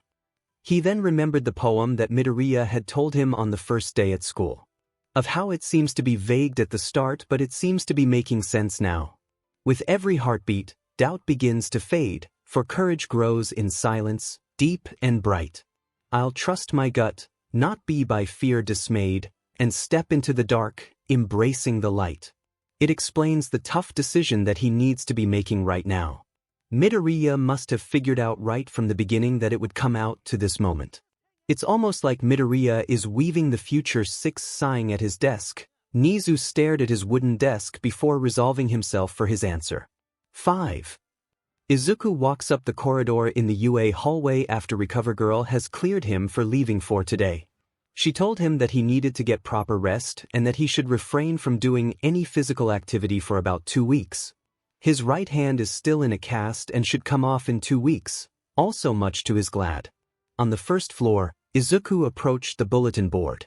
There was a statement posted that listed the results of the exam for each of the classes. Sports Festival results: first place, Katsuki Hero Course Student 1A disqualified for second place. Izuku Midoriya, Support Course Student 1H third place. Itsuka Kendo, Hero Course Student 1B Kendo. I guess that means she moved to second place, and Shoto is taking third. He looked at the ranking order, knowing that Shoto was climbing to third due to a technicality, and it fit the bill right away. And since no ceremony or podium is standing for this year's sports festival as well, it's only being announced on a bulletin. Grabbing his phone from his pocket, he scrolled down at the article that mentioned Bakugou's past actions and saw that the number of comments that hit the article had gone up 5 times from the last time he saw it, and the number of readers had blasted off from the rooftop. 2.7 viewers. 6 He looked out the window, which was covered in raindrops from the rain because of bad weather, and saw an armored car come while carrying Bakugou in there by 6 people with the former foaming at the mouth as he fought against the officers. To make himself even worse, the reporters are taking pictures of his outbursts and shouting, thus painting him even worse than the rumor said. 9 He stared at the armored car entering the front gate before taking his eyes off for the last time, knowing that Bakugou's future was at the end. And he had nothing to blame but himself. He continued to walk in the hallway before someone caught up to him. Hold it. 2 Izuku didn't turn his head at the voice calling him from his rear, knowing who it belonged to. You. Just how far do you need to make fun of us before you are satisfied? Come back here, the 2 Katsumi shouts in the hallway, her voice filled with anger and rage laced with each word while panting from running. She woke up moments after her brother lost the tournament and watched the news of how her brother tried to throw him off from the rooftop. The next thing she knew, her brother got expelled and sent to juvie. 2 Katsumi, you're already awake. How's the view? Izuku asked calmly, turning his head just to see her face. What kind of game are you playing here? Katsumi roared, looking for an answer after hearing the news she got from Izumi's father. One flashback start at the principal's office. Izuku sits on the sofa while looking around the room since it's the second time he was there. There's a rack filled with many books inside, along with many awards and trophies of his past accomplishments. There's a Chinese teacup on his desk and a fireplace on the side to keep the room warm because of the rain outside. Izuku sits while facing Principal Nizu at the front, with his stepfather taking the left side and Aizawa-sensei on his right. The principal and Aizawa had a pensive look on their face, but the same can't be said with his stepfather, who seems to be gritting his teeth trying to withhold his anger. 1. Well, just as the rule states. Within the UA school regulation, you were being granted an opportunity to move to the hero course for winning the sports festival. Nizu replied, pushing the document into his hand as he took it. He reads the transfer document on it and reads it while eyeing his front, looking at the pissed expression on his stepfather's face, knowing that he didn't like for one bit that he just won the tournament. I'm sure that you worked hard for it, and now it's come to fruition, wasn't it? Is expelling Bakugou from the hero course also part of your plan for it? Nizu talks, trying to stir up a conversation, but just like before, Izuku is more focused on the paper than the conversation itself. Izuku then finished looking at the document and holding it in his left hand. Is this all of it? The whole transfer paper? Yes, that's all of it. Thanks. Then Izuku did something that none of the adults had predicted. He throws the document into the fireplace and lets the fire swallow it too. Sorry, it's just getting chilly in here, Izuku replied in a monotone voice, shocking the adult at his action. 12 Flashback. And what is your whole game here? Isn't entering the hero course supposed to be your endgame here? Isn't that why you emptied my brother's seat so you could sit on it? 5 Katsumi pants at her breath, lashing out her anger at what just happened when she finds out about it. How Mr. Yagi told her that he was sorry that her brother was being expelled and that he sympathized with her. And telling her how he throws the transferred paper into the fireplace. Once she couldn't take it any longer at his game right now. First, he puts the whole class on edge with him coming to 𝗬𝗧, then sabotages her brother by blowing his gauntlet, threatening her brother, planning on winning sports festival, beating her along with Shoto, and exposing her brother's act and gets him expelled and put into juvie. And now, here she finds out that he just throwing his goal of entering the hero course and just wanted to straight up looking for an answer. 5. Is this whole thing just a game to you? That you just wanna straight up messing around while treating us like your toys, is that it? Answer me, damn it. 5. Izuku kept his face in front, not looking back to where Katsumi was standing before he turned his face over to her and showed a thin smile to her. Katsumi, she was slightly tense at the cold intonation in his voice, like a shrapnel of ice had hit the inside of her throat. When did I ever say that I want to catapult myself into the hero course? 3. Katsumi is taken aback by his answer, which does not seem to register in her mind for a moment before she finally understands what he is talking about. At that moment, she realized that he never once said that he was planning on using the sports festival to climb into hero course at all. It was just an assumption made by them that turned into a fact of their own. 1. Katsumi looks lost. If entering hero course isn't his true goal, then what is? What's his true goal in coming here other than to ruin their future? I told you this before. I'm gonna make your life in this place turn to hell that you all wish you'd rather die instead. Your brother? He's just the first in line. Katsumi looked at Deku's expression and felt nothing but pure terror, like he was capable of doing things that were necessary when it was needed. If he could put Katsuki in prison and end his dream on the spot with a single video, what else could he do to them that he hasn't done? Next, it will be you all who'll face the gallows. And I'll be the one who pulls the lever down for you. 10. Izuku showed a thin smile at her before winking and making his way to leave her in the hall, not bothering to have another conversation with her. He began making his way down the stairs and headed to the door before someone stood on the landing tread and came between him before heading home. Right at the stairs, 𝗕𝗏 is standing there, almost like waiting for him to come. 𝗕𝗏. Izuku calls her name. She holds a pensive expression, unlike the cheerful expression that fills with giddiness he always saw. It's almost like she's acting serious for once. In her hand, she holds what appears to be a notebook that seems to be dirty and has burn marks on it. 9. Both of them stared at each other at the stairs, locking eyes with one another, not making any move at all at the dark staircase, followed by the sound of lightning and thunder in the background. 11. 2 weeks have passed since the incident at the sports festival, and everyone has moved on with their lives and resumed their activity. The students have continued with their usual curriculum after a week's break following the incident with what happened in the sports festival tournament. 5. The whole incident had turned into a wildfire after finding out that one of the hero course students of first year had a history of bullying and had attacked the student who just happened to be schooling inside UA as well. The media had a field day with the whole UA Institute wanting to dig up dirt on the said student and wondering if UA had anything to do with it. The said student is already facing a prison sentence for assaulting another student inside the UA area, on the sports festival arena, where thousands of pairs of eyes were watching what happened.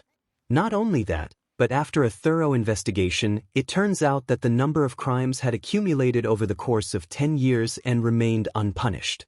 Now UA is under a microscope with the education board, has been monitoring and doing an in-house investigation to see if there's any sign of tampering or cover-up to another student or not.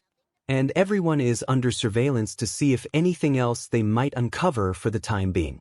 7. But one thing that is clear is that Izuku Midoriya hasn't stopped just yet. That it's only the beginning. 1. Crying. The sound of a bell has ended for the day. Power Loader, the homeroom of Class 1H, puts his things away and heads out, finished with his class for today, as the rest of the class starts to pack. Don't forget that we'll be having a test tomorrow. Don't forget to study. Power Loader reminds them before taking his leave. As Class 1H got their stuff out, 𝗕𝗏 placed her belongings into her bag, getting ready to head to the development studio to work on her invention once more, hoping that this time won't be blown off like what happened the last time. "Izuku, you're coming," she called out to the resident's green-haired kid who was sitting in front of her. He too just finished packing up his belongings. Sure, I'll meet you back at the studio," Izuku replied. "Why wait? We can go together if that's okay." 𝗵𝗃 responded, and Izuku looked at his table, finding it already cleared of his belongings. "Yeah, sure. Let's go." Izuku replied and grabbed his bag and walked away together. They both left the class and headed back to the studio together. Normally, they would have a small talk and chat about something, but it's pretty much hard to do with every pair of eyes in the hallway staring at them both, mainly at Izuku himself. "There, look." "Where?" "Next to the girl with the pink dreadlocks. The green hair. Did you see his face?" Ever since the news broke out about what happened in the sports festival, 𝗧𝗵𝗲 has been the talk of everyone in the school and everyone outside of it. Whispers followed Izuku from the moment he left his class every day. People lining up outside classrooms stood on tiptoe to get a look at him, or doubled back to pass him in the corridors again, staring. "Now I know how Harry Potter feels in his first year," Izuku thought, looking at the stairs. Everyone recognizing him from the sports festival as the student who put down Katsuki Bakugou into the ground and landed his butt into prison. The kid who put his bully in his place. Most of the school viewed him as the brave kid who found his courage to stand up against his bully and managed to get his payback. Some of the other schools even try to poach him by offering a scholarship and full access to their development studio facility for his personal use. Izuku enters the studio along with 𝗵𝗃, and he immediately closes his door behind, trying to avoid the eye contact that everyone has been giving him for the past 10 minutes. "Wow, finally that was over," 𝗵𝗃 replied, placing her bag at her desk. "Tell me about it. I swear that people keep Googling at me like in a zoo or something," Izuku replied, unlocking his cabinet to pull out his toolbox. Placed on his table is an offering letter from Shiketsu for a placement in their support course, just like the other 20 offers he got this week. News has started to fly on how 𝗧𝗵𝗲, who is the winner of the sports festival, is someone who came from a support course and won by his fighting ability and his invention, which gained the attention of the other schools in Japan. And after they heard how Izuku, who's the victim under the bullying of Katsuki Bakugou, who's placed in the same school, every school in Japan is taking the chance to get 𝗧𝗵𝗲 under their school. From Shiketsu to Ketsubutsu, who's the rival of UA, they offered him a chance to transfer school with all expenses paid, and he would get a scholarship with all benefit that comes with it, from using their state-of-the-art facility center and internship with the top support company in Japan and even the school program. "Come on, you're practically the winner of the sports festival this year. Of course people are gonna look at you. I won by technicality. And you're the first support student who's ever accomplished that. It was just luck. Plus, with my plan. And you're the kid who's been on the news for the past 2 weeks." Izuku then gave a blank look towards her as she smiled, knowing she had won their little argument. People keep their phones, Izuku. You're practically a celebrity in here. Is that why you're taking half of my request form application coming from those seniors? Izuku looked at the stacks of paper on her side of the table, piling up high, all requests for support items that were intended for Izuku's request. Now that they know 𝗧𝗵𝗲 is a support student, people keep trying to get close to him by giving him a request for a support item, all in order for them to have a conversation and get to know him, but what's confusing him is that those requests are mainly coming from female students. Hey, we're all pitching in to help you out. Besides, you can thank me later by coming to my room and helping me with my homework. Yeah, sure. Izuku waved his hand and wearing his protective glasses and working on his order.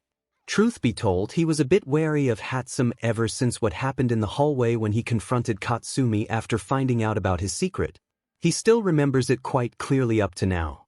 Flashback start. Izuku stood in the hallway after finishing his conversation with Katsumi just now.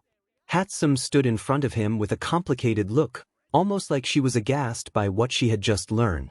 Lightning and thunder strikes from outside as the two of them stood, not moving, waiting for the other to speak up. "Izuku, I want to know, is this true?"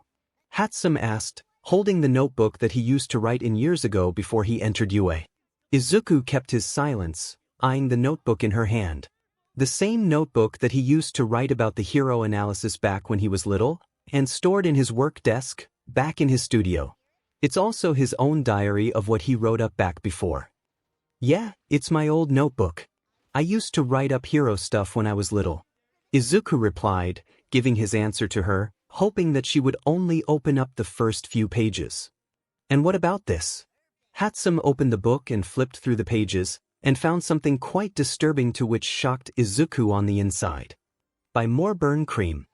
Mom comes home early on Tuesday. Leave the window unlocked when you leave tomorrow. Enter via the fire escape so she doesn't see you come in. Don't go to the arcade store after school on Thursday. Kaken and his friends, go there now. And then another, Kaken kept waiting after the class was over, along with Kirishima and Zero. And another, why does everyone hate me? And another, All Might. For an autograph from All Might. Izuku felt himself to be in full dizziness, thinking that 𝗵𝗃 is just practically scratching off what appears to be his true self to her right now. She was showing of the pages as he could see his own journal from back in the day. Look, 𝗵𝗃, what I wanted to know is it true? Her voice is shaking, trying to calm herself down, that they tried to do all those things. And gets away with it. Izuku exhaled, feeling himself in the corner right now. There's no way for him to lie right now, not when his journal is being held in her hand and she practically knows on which pages to skim to make her point to know, but now he can't get himself out of this jam by lying. It's true, Izuku replied. 𝗵𝗃 gasped before collecting herself and asked one more question. Is this true? What you write on this page? She skimmed her finger through the pages before showing it to him, and it made Izuku's eyes widen in fear of what she found in those notebooks. Mina Ashido Mashireo Ojiro 𝗬𝗏𝗍𝗍 Mizo Shoji Minor Mineta Toru Hagakure 1 Shoka Todoroki Tenya Ida Denki Kaminari Uraraka Achiko Katsumi Bakugou Hantasiro Fumikage Tokoyami Yuga Aoyama Koji Koda Ijura Kirishima Shoto Todoroki 1 Mineta Minoru 4 Rikido Sato KTSUKI Bujoyu Motio SECI Pengthigel DSE All Might Inko Yagi 6 Izuku's eyes widened at the names on the list he had. Those were the names of people who were responsible for him in the last 10 years. It was his kill list, to be exact. 7. It didn't take a genius to figure out that Bakugou's name was crossed off recently, along with Principal Daisuke and Yamamoto-sensei. He could try to lie or brush it off, but seeing how 𝗵𝗃 is glaring at him, he knew that he couldn't lie his way out of this. Not this time. Yes, Izuku answered. 𝗵𝗃 then drew her breath, exhaling and inhaling a couple of times, trying to comprehend the situation she's currently in. Jesus God, Izuku knows that her mind must be like a raging storm after knowing her friend is not what he seems to be, and that it looks like he's playing a character for everyone else to see. But 𝗵𝗃 is someone he considered a friend. Someone who truly understands who he is and accepts him. Okay, you're right, Izuku answered, gaining her attention and stopping her from her mid-panic attack. You don't know who I am or what I've done to deserve anything. Izuku replied, cutting straight to the point, so here's what's gonna happen. I'm gonna tell you. I am gonna tell you everything, and when we're done, either we're gonna be finished, or we're gonna go and talk about it. So Izuku tells her everything about it. About how he was living with the Yagis being neglected, about his time in Aldra and endured living without a quirk and being bullied by it, about his incident with Bakugou on the last day of school where he stabbed him, how he cut himself from the Yagis and run away from home 10 months before the entrance exam. The reason why he entered the school in the first place. It took about an hour to tell about it, and from the looks of her reaction at the end, she too didn't know what to expect. She tried her best to process it, and Izuku also didn't try to push her at all, but allowed her to take it slow. It's a lot to process, having someone you know turns out to be a different person entirely, like having a split personality for example, but this one is a split entity. I swear to God, Midoriya. This is some crazy F-up plan you cooked up. 𝗵𝗃 pants after hearing this whole thing in the last hour. She still can't believe how well his plan is, how he considered every scenario for every detail. You had no idea what I had. How long have I planned on doing this in the first place? Izuku answered solemnly. 𝗵𝗃 took a moment to recollect her thoughts, trying to calm her breath before she continued to speak. So what now? You obviously had your way with Bakugou with the whole sports festival situation. What are you talking about? He asked, but did not seem to understand where she was going with the conversation. I said that I want in. 3. If Izuku didn't awaken before, he is now. She wants to join in. 𝗵𝗃, I'm not gonna help you directly, what you had with them is your business. After I heard the SHT they get away with all this time, I just felt disgusted. So I'm gonna help you in my own way. How? By making sure that you won't cross any line. 𝗵𝗃 answered, I'll keep your plan in check while silently helping you, but as a matter of how you did it, it's up to you, but if you cross some kind of unwanted line, then I'll stop it even if it means going straight to the authority. If you won't agree to my request, I'll report this to 𝗵𝗃-𝗨. 5. Hearing her ultimatum, Izuku took a moment to consider and weigh his options. He never once considered bringing someone outside of himself to help with this case at all. He always thought that this whole thing started with him and ended with him alone. That he won't bring anyone else with him. Before he answered, Izuku asked once more, wanting to know her motive. Why are you doing this? Because I had my own story as well. 5. But Izuku isn't satisfied with that answer at all. No sane person would be helping him out of friendship reasons. Whatever pushed her to do this must be a strong feeling deep inside of her. A strong feeling that he kept for a long time. 2. After careful thinking, Izuku gave his answer to her, okay, he nodded. Flashback end, and ever since then, both Izuku and 𝗵𝗃 had been staying close after that discussion. Of course, Izuku didn't text the whole plan to her on message chat, hoping that someone won't use it in the future. They discussed it beforehand.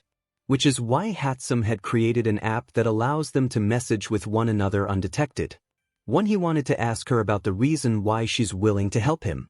He had a rough idea that it might be related to a rough childhood or discrimination, but 𝗵𝗃 hadn't told him yet, and he respected her decision to do so. 1. He worked on his invention, fixing his gauntlet that he wears on the sports festival after having some damage when the door is opened and 𝗵𝗃 enters. Ah, Midoriya. I was just on my way to see you. 𝗵𝗃 greets him. What is it, sensei? Principal Nizu is looking for you in his office. Said that he had some business to talk about. 𝗵𝗃 replied. Well, that's my cue to leave. Izuku placed his tools back and headed out to the door.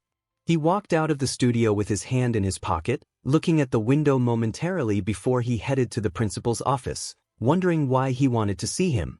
He had some idea of why he wanted to meet him, but it's best that he didn't speculate much with a guess.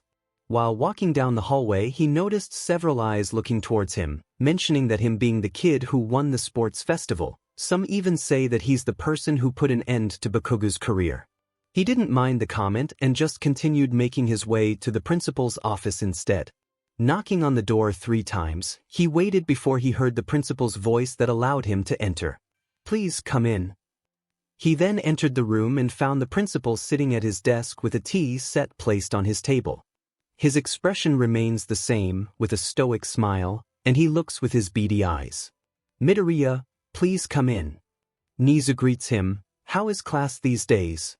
Having trouble with the subject? 1. Not at all, he shortly replied.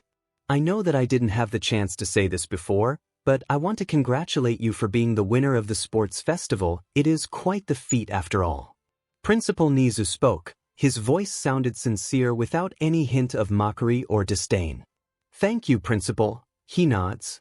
Also, aside from being the first, this is the first time a student from the non-hero course has ranked this high. What a marvelous accomplishment. Really? The other time was with Eraserhead when he was young. I must say that you left quite the impression after, aside from being from the support course, you are also quirkless. This was the first time a quirkless participated in the sports festival, and you reached first place. Your display has actually made me think about a new possibility for the other students. Is that so? Correct, and I would like to offer you, for the second time, a seat at the hero course department. Izuku stared at him for a moment before he sighed, looking all tired with this song and dance. Didn't we have this discussion before? I'm not taking it before and I'm not taking it now. We did. but I would like to offer it to you once more, without strings attached. Principal 𝗫𝗠 pressed on, trying to convince Midoriya to take the offer. Ever since the incident at the sports festival, he's been at the crossroads with the media, saying why Midoriya, who is the winner of the sports festival, didn't climb up to the 𝗕𝗁𝘁𝗵𝗆 regulation. Some say that he deserved the spot for his intelligence, others says that his bravery and courage to stand up to his bully, some even say that he deserved to be one, unlike Katsuki Bakugou, and should take his spot as an act of revenge.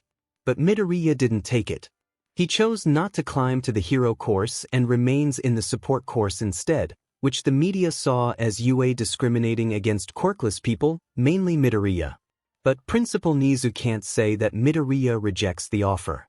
No sane person in Japan would reject the opportunity to enter the one course that everyone dreamed of in Japan. If he were to explain to the media, it would open up the floodgates. Not to mention that people have been fighting to get Midoriya into their school, which is concerning for him, seeing as Izuku Midoriya did have many reasons to SWCH schools after the news broke out, and with the fact that Katsuki Bakugou's presence in UA before has created an unwanted environment for him. Even if I did accept the offer, which I'm not saying I did. What makes you think I would go to Class A and take your offer? Oh, the offer isn't to climb up to Class A, it's to Class B instead. Izuku perked his brow at the offer. Class B, as in the class where Kendo is. 8. We know that you had some relationship problems with Class A. I don't know the full details about it, but the last thing I wanted was to create an uncomfortable environment in my school, especially for my students. I already talked to Vlad, and he's more than happy to add one more student to his roster. 2. If you still want the offer, then I could set the paperwork straight away right now. We could discuss the terms, and you'll be good to go to move tomorrow morning. Izuku took a moment to consider before he stared at the principal with a suspicious look. You were pressured into this, weren't you? The media kept asking why I didn't get promoted to Hero Corps student, and you offered me this agreement as a middle ground. If I didn't take the deal, then you would get questioned, and those reporters would haunt this school every day until you get them a legitimate answer. One Principal 𝗫𝗠 looked impressed by how he managed to deduce that, but he silently thinks that it's better if he didn't figure it out at all, or perhaps not yet. From what he heard from Vlad, Midoriya is having a close relationship with the Class B students before the sports festival begins. He figured that he could use this information to close the deal right away. Thanks, but I won't take it. As soon as Principal 𝗫𝗠 heard those 5 words, he felt that his last chance to restore his school's reputation was left crumbling. With Midoriya rejecting the offer, the media will start to question the school's motive and open an investigation. It would be an open season for them. But I'm willing to compromise for something better. 𝗫𝗠 looked at his face, wanting to hear what this proposal that Izuku had in mind. I'm gonna make a public statement for UA, declaring that I won't enter the hero course under my own wishes, not because of discrimination, so that the reporter and media will back away from the school, and you get to keep your school's reputation intact. I'll explain that it's always been my passion to enter UA, but as a support course and nothing more. In exchange, Principal 𝗫𝗠 isn't dumb. There's no way that he would do this huge request for free without getting something in return. There's no such thing as a free lunch after all. I'll let you know when I think of it. Izuku smirks as he utters those words, a carte blanche. Considered it a blank check, cashed at a time of my choosing. 3. Now this is something that he can't just agree to immediately. A blank check of favor means that Midoriya can ask him for anything, and he can't refuse it.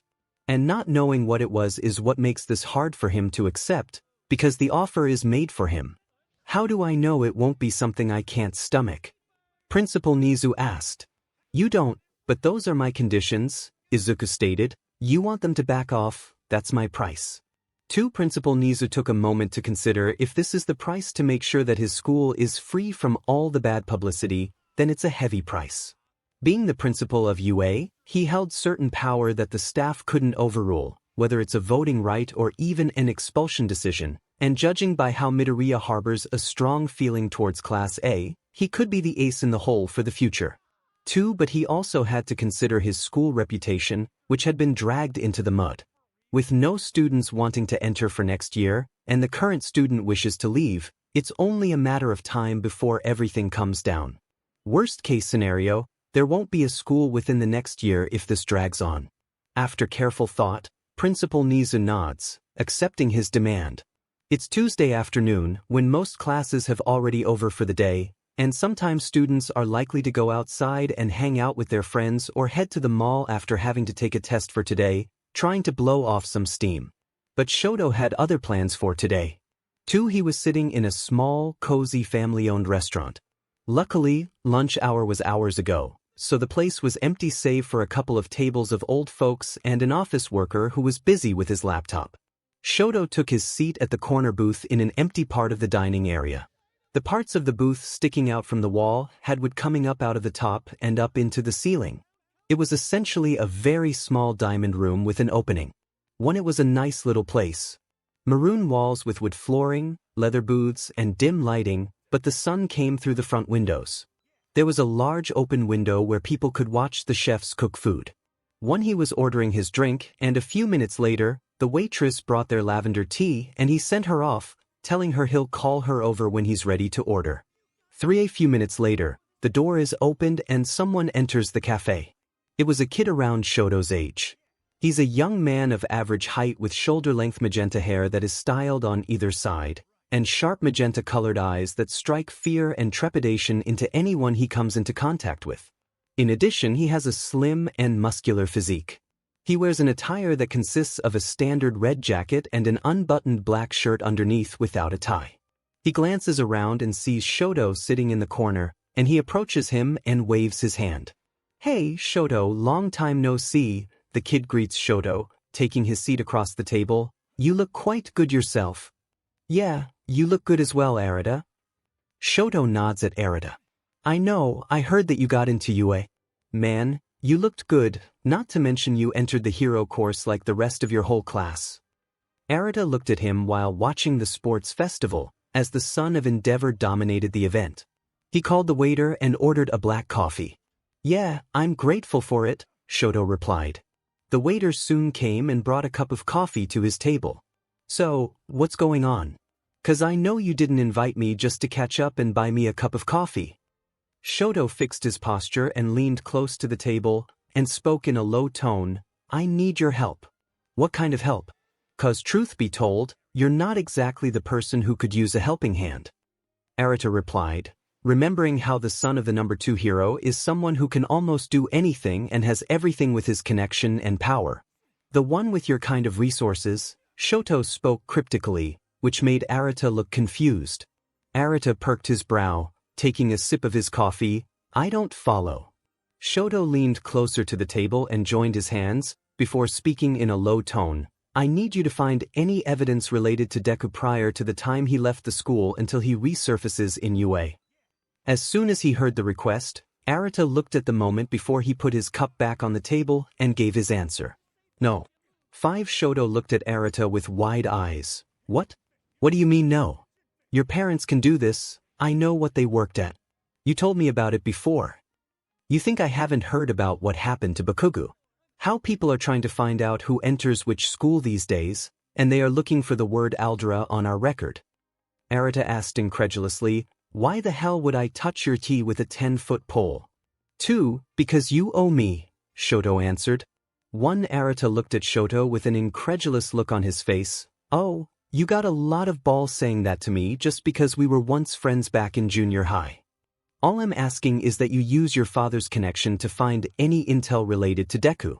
You don't have to do it yourself, and if you were so scared to get caught, we'll leave your name out of the conversation and never talk about it. I don't give a SHT on how I do it. You think anyone in the city is gonna take your request, no matter how much you pay them?" Arita asked, finding Shoto's request almost close to the impossible and ludicrous. He's the most talked about person in the country, not some unnamed office worker in a corporate company. Someone snoops in his business, and every pair of eyes in the city will be looking for it. "Fine. You can give me their contact info instead, and I'll contact them myself if I have to." "Are you out of your mind? Those are confidential." Arita looked in aghast. "I gave you their contact number, I might as well just call them myself, and I can't afford to look complicit with you, no matter how much you play that tiny violin." For, this isn't a tiny violin. Shoto pleads, Arata, please listen to me. 3. He put Bakugou in prison, Shoto. Arata replied with a shaking tone, showing for the first time since they talked that he showed a genuine fear, and he did it with only a videotape and an article without so much as breaking a sweat. 1. And ever since then, people from our school have avoided you all since you had the biggest bullseye on your back. And the only reason why I took this meeting in the first place is because of what you and I used to be back in Aldra, but I'm not gonna tank my whole life just because of a favor I owed you back in school. 3. Arata, I'm sorry, Shoto. The answer is no. Arata gave his answer before he left his money to pay for his coffee and walked out of the cafe, leaving Shoto on his own. 2. At Tartarus prison, Izuku arrived after taking a cab and getting out of the car before paying the driver. He stared at the black building in front of him, as this was the first time that he had been there in his life. Fences are placed around the area with guards patrolling the facility 24/7. The guard came and ordered him to enter the security gate first, and he complied and signed a form before he entered. He walked over to the room where he saw about half a dozen phone booths, with one phone on the visitor side and the other on the other side for the prisoner, divided by tempered glass. He took a seat, and just at the same time, the door from the prisoner's side opened, and he saw a familiar face coming from there. Katsuki walks out with a scowl on his face and cuffs on his hands. Adding to that, there's a quirk-canceling bracelet on his right hand preventing him from using his quirk inside. His messy grayish prison uniform pairs with his ashen blonde hair. The prisoner sits in the phone booth before he picks up the telephone, and Izuku does the same. Deku. Katsuki spat, what took you so long to visit? I was dying to see your stupid face. He tried to provoke him, smiling in a twisted manner. Me too. I really wanted to see you like this. He gestured to his situation, locked up in here. Rotten in your cell. Completely and totally alone, without a single friend remaining. No one to love you. He grabs his phone out of his pocket and takes his picture in a gray prison jumpsuit. 2, for your classmate, figured they wanted to see how you're doing, Izuku replied, placing his phone back in his pocket. You really think I'll be here long? Katsuki chuckled. 2, of course I do. Izuku nods. Even if you get out, you'll be so old and weak that you will need diapers just to take a shit in the evening. 2, you son of a bitch. Katsuki slammed his table hard out of anger, which provoked the guards on his side. 23886, quiet down, the guard yelled. For, you think that you won? Katsuki asked, All Might will get me out of here in no time. Those extras, they will come after you now, and they will show you what you are. For Izuku softly chuckled before he leaned to the glass. You still think that just because you're locked up in here, that I'm finished with you. What are you talking about? I'm talking about how I'm coming after everything you had in the outside world. How I'm gonna 𝗧𝗠𝗔 you of everything you had from your reputation and your place in school. Now I'm coming for more. Starting with your name. What the F are you rambling about? Just this morning, I filed a lawsuit against every crime and misdemeanor you committed in the last 10 years. From simple bullying to illegal quirk usage, all were accounted for with a signed confession from me. And I stacked myself with a major law firm in Japan that money can't buy, and they are ready to keep you in this place forever until the day you die. 5. Bullshit. You don't have the money to do so. Katsuki yelled out. There's no way a student can hire a lawyer, let alone someone as poor as Deku in the first place. I don't need to. They took this case free of charge. 𝗬𝗏𝗧𝗏. A case that's busted through nationwide about a quirkless kid who got bullied for 10 years and caused a physical and psychological trauma, and the said bully enters the best hero school in Japan and faces off in the final of the biggest tournament in Japan. He whistled in admiration, knowing that he's standing in a good position. Any law firm in the world would want to take that slam dunk case within a heartbeat. You think anyone would take that case? All Might would make sure all he had his plate full right now. Izuku cuts him off, so full that he can't lend a hand to toss your case out of the window. 7. I had an army of lawyers whose sole purpose is to investigate everything that's happening, and they are ready to take this case to the court and prepared to sue you and your parents for what you've done. Well, you mostly. Izuku points his finger at him, mentioning him. What are you talking about? Didn't you get the memo? Your parents had disowned you 5 days ago. Too bullshit. They won't do that. 𝗵𝗃 slammed his desk. 13886, quiet down. The guard yelled once more. 5, believe what you want, but it's true. Izuku placed a document into the mail and slid it out to Bakugou's side. He yanked the document and opened it, and it shocked him by what was in it. It was a disowning paper. 2 flashback start. To disown, it would require a certain document for it to be legal in the eyes of the law, the lawyer says in a calming tone.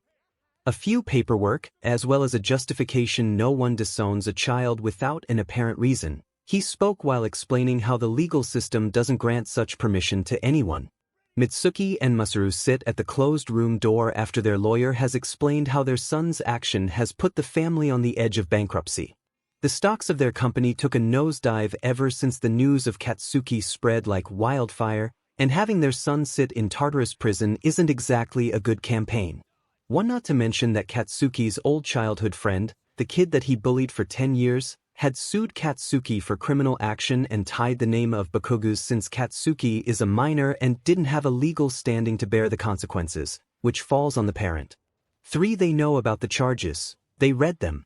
Bullying, physical bullying, mental bullying, assault and battery, property damage, physical abuse, mental abuse, hate crime, vandalism, illegal court usage. The list goes on. And that only counted for what happened in UA, and not the last 10 years. After reading the amount of the money that they sued them for, Mitsuki fainted right on the spot after realizing that they would have to file for bankruptcy and sell their home. She just can't believe that this is happening. However, this is a case in which the legal system will agree without a problem. A criminal as a son is frowned upon in our society. As you can see, the lawyer understands how tough it must be for the parent to bear the consequences for their son's action, especially when the fact that their life is on the line for something they didn't even do. Mitsuki's face looks too thin, sighing as she can't bring herself to look at some of the cases again. When I was still a teenager, I always wanted to have a child. A family that I could build together with my husband. I worked 90 hours a week, building my company from scratch and trying to earn as much money as possible for us all. For my children in the future. She sobs and needs a minute to continue her small tale. After some time, I got 𝗵𝗃, and Masaru was overjoyed. We all were. I feel like I could finally have the dream I've always wanted. Masaru then suggested calling him 𝗕𝗂𝗁. For the lawyer doesn't know how to reply as he just sits and listens. I know that when 𝗕𝗂𝗁 got his quirk, he started to change. He's become arrogant, didn't listen to what we had to say, and sometimes he shouts at us. But we all assumed that he was just determined to achieve his dream. We never got a call complaining about his behavior, so we just assumed that everything was okay. Turns out we were too blinded by what we all wanted to hear. Mitsuki then breaks down in tears as her husband holds her in his arms, as they know that this is hard for them to accept that their son has turned into a villain now. 2. The lawyer takes the cue and gives the certificate of the legal procedure. All you have to do is sign in the lines. Mitsuki stared at the paper for one last time and signed her signature along with her husband's at their respective names. It's official, 𝗕𝗂𝗁 Bakugou has been disowned. 3. It feels almost like a joke. Legally speaking, their signatures will be enough to make sure 𝗕𝗂𝗁 Bakugou won't have access to any money the parents have left. Meaning that all the money that 𝗕𝗂𝗁 is being sued for is for 𝗕𝗂𝗁 alone to bear. Once the signing had been completed, the lawyer excused himself to leave first, leaving the parent in the room alone to process the whole thing. He closed the door from the outside and descended the stairs when he met the sight of the green-haired kid in a black jacket towards the main entrance, all on his own. I did my part, now I want what's mine, the lawyer said. Izuku lightly nodded and showed a brown folder in his hand, and handed it to the lawyer. Thanks, now your affairs are safe. For flashback and, if you're wondering why your parents did it, it's because the lawsuit my lawyers made was targeted against the Bakugous, and that includes your parents. Izuku talked as he explains of what he did to them. Because of what you did, you dragged them to the bottom and forced to wipe your butt with their money and inheritance. They realized that it's your SHT that they cleaned up and they cut you off and let you take the bucket of water. You're lying.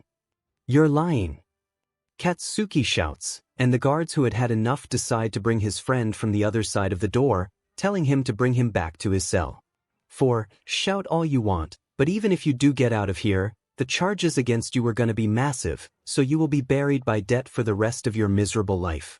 Izuku replied, looking at his expression filled with anger, while you spend your life inside a cell, my lawyers will make their mission to put you in a lifetime punishment that you won't even get out of. 1. You think that I'm afraid of a bunch of middle-aged men with a three-piece suit. I think you will be after a month inside these walls. Katsuki raised his brow. A month. What's gonna happen in a month? 7. Izuku stared at him for a moment before he got up from his seat, now answering his question, goodbye, Bakugou. 2. Izuku walks away and heads to the door, not turning back as Katsuki slams his desk and smacks against the glass, shouting his name. Don't turn your back on me. Look at me. Look at me when I'm talking to you. I said look at me, you worthless, quirkless piece of s. But no matter how loud he shouted, Izuku didn't even blink or turn his head against him and made himself out of there while Katsuki was being dragged by the guards to get back to his cell. All Might sits at his office working on the details for the internship for Izumi on what's about to come. He knows that once the sports festival has ended, it's time for the internship to begin, where the Hero Agency will start taking notes and offer the students for internship with the Hero Agency. He figured that he tried to offer Izumi an internship at his agency, hoping that she could benefit from it and learn about One for All, but she had other plans that did not involve him. One ever since the news leaked about young Bakugou's case, where he mentioned that he wanted to send his former son into his demise, Izumi had wanted nothing of him at all. He tried to explain that young Bakugou is just trying to shift the blame, but Izumi didn't believe him for a second and decided to walk out of the house to live somewhere that he doesn't even know about. He tried to ask her friends about it, but she had been quiet ever since and didn't want to start a conversation with the class after knowing what happened. 5. Of course, the media didn't know that young Bakugou mentioned this father is actually him, but for those who know about it, they had all lost their respect towards him and had nothing to do with him at all. That's why he wanted to offer an internship at his agency, because he tried to reach Gran Torino about it, and he flatly rejected. 1. Not to mention that he's kept getting a call from Tartarus prison saying that one of the prisoners inside is wanting to talk to him. He didn't need to know who that was, judging by the shouting and cursing tone coming from the other end of it, but he can't be seen or here to intervene with young Bakugou case at all. 2. Ever since his supposed son had exposed young Bakugou's actions, the school had been under the microscope by the Board of Education, monitoring the staff and the students' activity, not leaving anything out of detail. Of course, the principal had kept his identity a secret, but so far about lending a hand, he was getting the short stick. 1. He can't be seen to be interfering with the case in any way. Had he gone to approached it as Toshinori Yagi, it would only send him under investigation before the board learns that he secretly is All Might. But if he tried to intervene as All Might, then people would see that the #1 hero is pardoning his action, which would only be seen as something negative that could affect his reputation. So he was forced to abandon the case for now, until the situation cools down. Right now, he didn't know what to do. He needs to reconnect with his successor, but he didn't want to do anything with him ever since the Izuku situation, which caused a rift between them. And as much as he hates it, his only option to be at his successor's good grace is to make up with his adopted son, whom he once disowned and tried to sabotage. 2. But if that's all it takes to actually reconnect with his successor, then that's all it's gonna take. 3. In UA, around the evening, everyone in Class A gathers in the class after the school is over, all discussing their current topic. Except for Izumi and Momo, who left the first thing the bell had rang, along with Shoto, who left in the afternoon to take care of a situation. Everyone is gathered to discuss what their situation is gonna be after the whole reveal. They gathered in the class with Ida taking the podium to lead the discussion, and wanted to hear about the class opinion. So far, they have learned that Bakugou had been sent to juvenile prison about 2 weeks ago, and Deku had been the topic of everyone's mind as they were all racking their brain to answer one single question. Who is Deku's next target? Some speculate that it's gonna be Katsumi, being her sister of Bakugou, and not to mention that he confronted her about it when she found out about him pulling out from the hero course. Others speculates that it's gonna be Shoto, since he's one of the main bullies back in Aldra, And he too had been looking for a beef with the dual-haired kid since the start. While some choose to believe that it's gonna be Uraraka, seeing how the pink-cheeked girl once tricked him to pretend to like him, only for her to trick Deku in the end and make fun of him in the entire school. The door is opened, and Shoto walks in, and everyone has their attention towards him and halts their discussion to hear the news from him. "Shoto, please tell me Arata went for the idea," Kirishima asked, hoping to get some news out of him. 2. He didn't. Shoto shakes his head in disappointment. "Demon it," Kirishima cursed. "We're gonna drown without any help." 1. Then we'll get help, he answered. Kirishima walks by Shoto's direction and asks, "Well, did you tell him that we're gonna leave his name out of the topic?" "I did.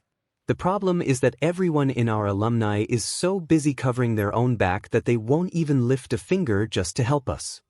Shoto explained the conversation he had with Arata moments ago. "Forget about lifting a finger, they won't even return our call."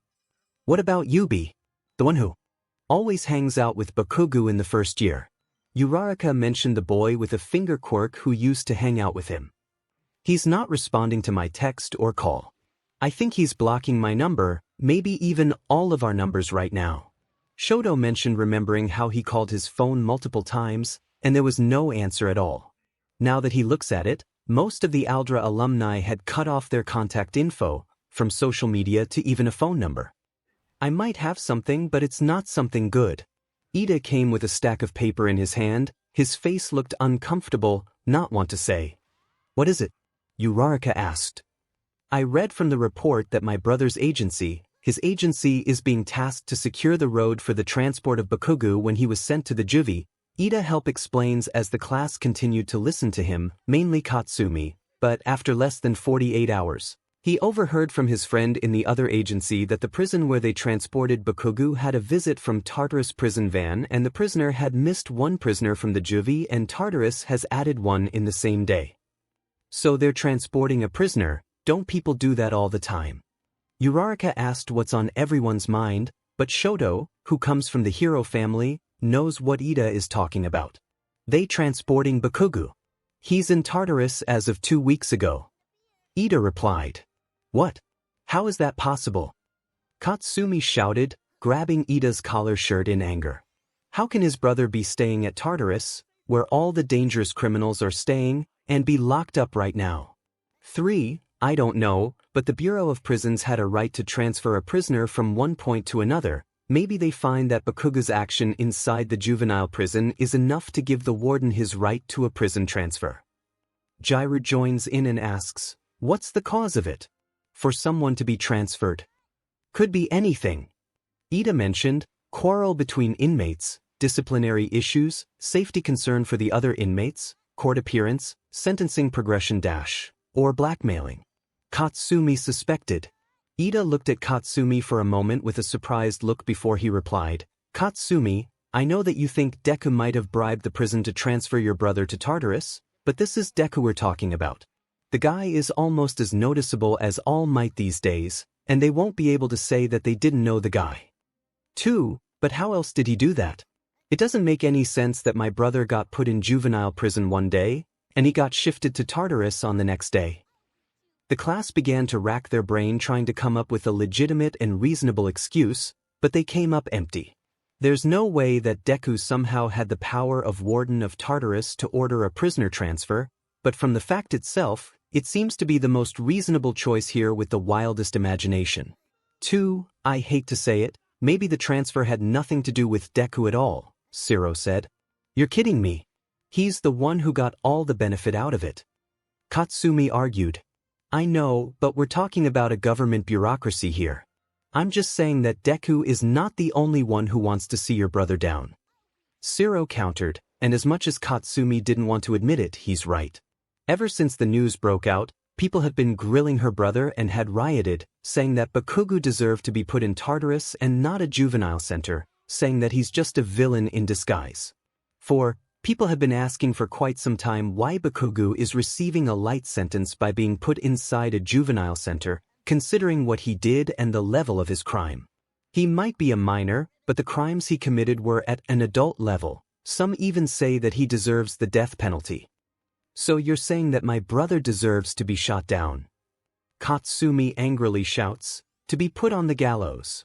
9. No, Ida interjects. But considering the number of options they got for him, they might see this as a middle ground. But the class knows that this middle ground Ida is talking about is nothing but a soft way to say the cold, hard truth. Whatever fate that's waiting for them is gonna be the same as Bakugou, either rot in Tartarus or even spend the rest of their life in juvenile prison at best. So, what happens now? Hagakure asked, looking around the room, hoping someone could tell her and the class. What happens now? A voice came from the door as it opened from the outside, showing Izuku entering the class with a smile on his face after he had just visited Katsuki in the prison. Deku Katsumi spats, what the hell are you doing here? 1. I'll tell you what happens now. Your scumbag friend is finished. Done. You understand? Izuku enters while slowly walking towards the classroom. I will own him when this is over. Every yen he earns is mine. Any place he goes, anywhere he turns, I'm gonna be there, grabbing my share. He'll be scrubbing toilets in Kabukicho for scraps, and I'll be standing over him to get my cut every day for the rest of his waking hours. 7. He'll see me when he wakes up in the morning, and when he crawls to sleep in whatever rat hole's left for him after I shred his house down. I will haunt his crusty but forever until the day he sticks his hand on his head and pulls the trigger just to get me out of his head. That's what happens next. 1. You think you can just come here and threaten us all without getting away without a scratch? Kirishima was ready to pounce in his own way. 1. Izuku replied, 'Cause if I got so much of a paper cut, they will start investigate this whole 𝗧𝗏, and the first one that's on the list is gonna all of you who the most obvious suspect considering the ringleader is put here in the first day. 2. Your days are all numbered anyway, it's only a matter of time before you all end up in a cell next to him. The question is, who should I send first? Izuku looks over to the class, knowing that they too are now in the crosshairs after Katsuki is put to prison. Now there's no bigger target left that they could skate to. 1. The question is, who's it gonna be? 5. What? 2. It's 9 o'clock in the morning, and everyone has already entered the class and resumed the school activity as per usual. Students were taking a test while some others were discussing their career in the future, while some were at the gym training with their quirks. Even the staff were all busy preparing for the question for the upcoming test and grading homework, with the exception of one particular teacher who was shouting in front of the principal's face just now after hearing what the principal had just brought the news on the table and after watching the statement that Midoriya had made on the news of why he's not interested to entering the hero course. Principal, what were you thinking? You can't trust him to sign something so important. Toshinori rambled. 1. I don't want to discuss this, Toshinori. Nizu spoke tiredly. He was willing to go to the media and clear our school reputation. The press backed away from our front gate, students' applications for next year are pouring in, and our name has been fixed. It was a good deal. 1. And it's gonna come back to bite us in the future. I'm pulling the deal. Toshinori walks to the door before Principal Nizu stops him. 4. You're not pulling anything, Toshinori. Nizu spoke up, stopping him in his tracks. I had a deal with Midoriya on the table, and I'm not gonna break it because you say so. We can't trust him at all. After the stunt he pulled with young Bakugou, there's no way that we can trust him not to do anything that would damage us or the student's career in the future. 3. It was a take-it-or-leave-it offer. Principal Nizu states, I had 1 minute. I wanted to be done with the press and the media, so I took it. And last I checked, you're the one who gave him the reason to threaten me in the first place. Had you come clean about that boy's past, we won't be in this mess. Toshinori held his silence, knowing that the principal was still suspecting him of knowing about Bakugou's past. 1. Principal, we can't let all for one get hold of this school. I'm telling you that we need to cut young Midoriya right now. 8. And how is that gonna go for us? Good morning, Midoriya. Thank you for helping us restore the school's reputation, but I'm gonna have you leave this school and never come back. Principal Nizu pretends to show himself to be Midoriya in the conversation that's not gonna happen. If I kicked Midoriya out of the school, it would put us back to where we started, and I'm not gonna tank this school reputation based on your words without any evidence. But leave my office, Toshinori. And don't come back for a while. Principal Nizu replied, kicking him out of the office, and their conversation. 3. Shoka woke up from her room moments ago. Today is Sunday, and there's no school, which means that they can relax and enjoy the weekend. She walked out and headed to the kitchen after barely getting any sleep, after her group chat was filled with comments from Deku's statement from yesterday explaining why he chose not to enter hero course. She knows that something must be going on for him to not make it to the hero course in the first place. As far as she knew, it had always been his dream, but now here he is, standing in the same school, entering the support course and making a name on his own. She didn't even know why he would reject the offer to enter the hero course itself. From what she heard, the offer isn't even for him to go to their class, but to Class B instead, and he still rejected that. 3. She yawned while walking before he heard shouting come from his brother's room. Son of a beach! 1. She jumped in shock at his curse word before she slowly pulled the door and found her brother was awake and sitting at his desk while working on his laptop, facing away from the door. He's been working non-stop trying to get any evidence of Deku that he could use to get kicked out of the school. Shoto, is something wrong? Shoka asked, finding herself worried about her brother. From the eye bag under his eyes, it looks like he's been awake for quite some time. 2. Shoto turned and saw his sister standing in front of his door before he pulled something from the laptop and showed it to her. It was a flash disk. See this? Shoto showed the flash disk in his hand close to her. It contains everything on God's green earth there is to know about 𝗧𝗵𝗵𝗃, from his perfectly shaped diamond freckle to his stupid notebook that he used to carry around like Linus's blanket. And there's no dirt on him. Shoto rose from his seat in anger. There's not one criminal incident he's been involved in. There's no proof he's associated with bad people. No violation from the police or heroes. No sighting from the media or a newscaster. Nothing. Shoto, did you hear me? If Deku did something in the past 15 years from when he came out from the WMB to running away from his home, it is buried so deep, we'll never even see the top of it, let alone get to the bottom of it. 2. Shoto, Shoka called him once more, but he ignored her again. Damn it. It doesn't make any sense. He rants, pacing around his room before taking a seat. He lives away from his parent as a runaway child, then 10 months later, he pops out and had all the skills and cunning he never showed before, and next thing we know he's become someone that we should be scared shitless. 6. He's got no bank account, no savings, no known relative that he could go to, which doesn't add up. Shoto, look at me. Shoka shakes him out of his ranting to get a better look at her expression. You're obsessed. This whole Deku situation has got you spinning out of control, and if you don't stop, it's not going to be healthy for you. 1. Well, I don't care, Shoto replied hastily. Shoto. Damn it, Shoka. He's coming after us. Shoto shouts, he's coming after us. 1. After what happened with Katsuki at the sports festival, I confronted him before, and it got me thinking if Katsuki were out of the picture, then it's obvious that he's going to go after me or you, and I can't let that happen. You don't know that. Maybe he'll go after Katsumi or Kirishima instead. Yes, we do. Shoto replied, other than Bakugou, I was the main bully to him back in Aldra. And now with Katsuki's gone -1, he's gonna be focusing on you instead. Shoka realized what her brother was talking about. Shoto grabs his sister's hand and looks at her in the eye. I'm not gonna let Deku get the better of me or us. So I need to stop him now before he tries anything that can put you in crosshairs. What's going on here? Shoto's sister, Fuyumi, came wearing an apron as she overheard noise coming from Shoto's room. 2. It's fine, sis. She looked at them for a moment before she dismissed it. Okay then, come on. I made breakfast. Both siblings nodded before they walked out of the room and had their breakfast, but Shoto still couldn't brush off what he had in mind.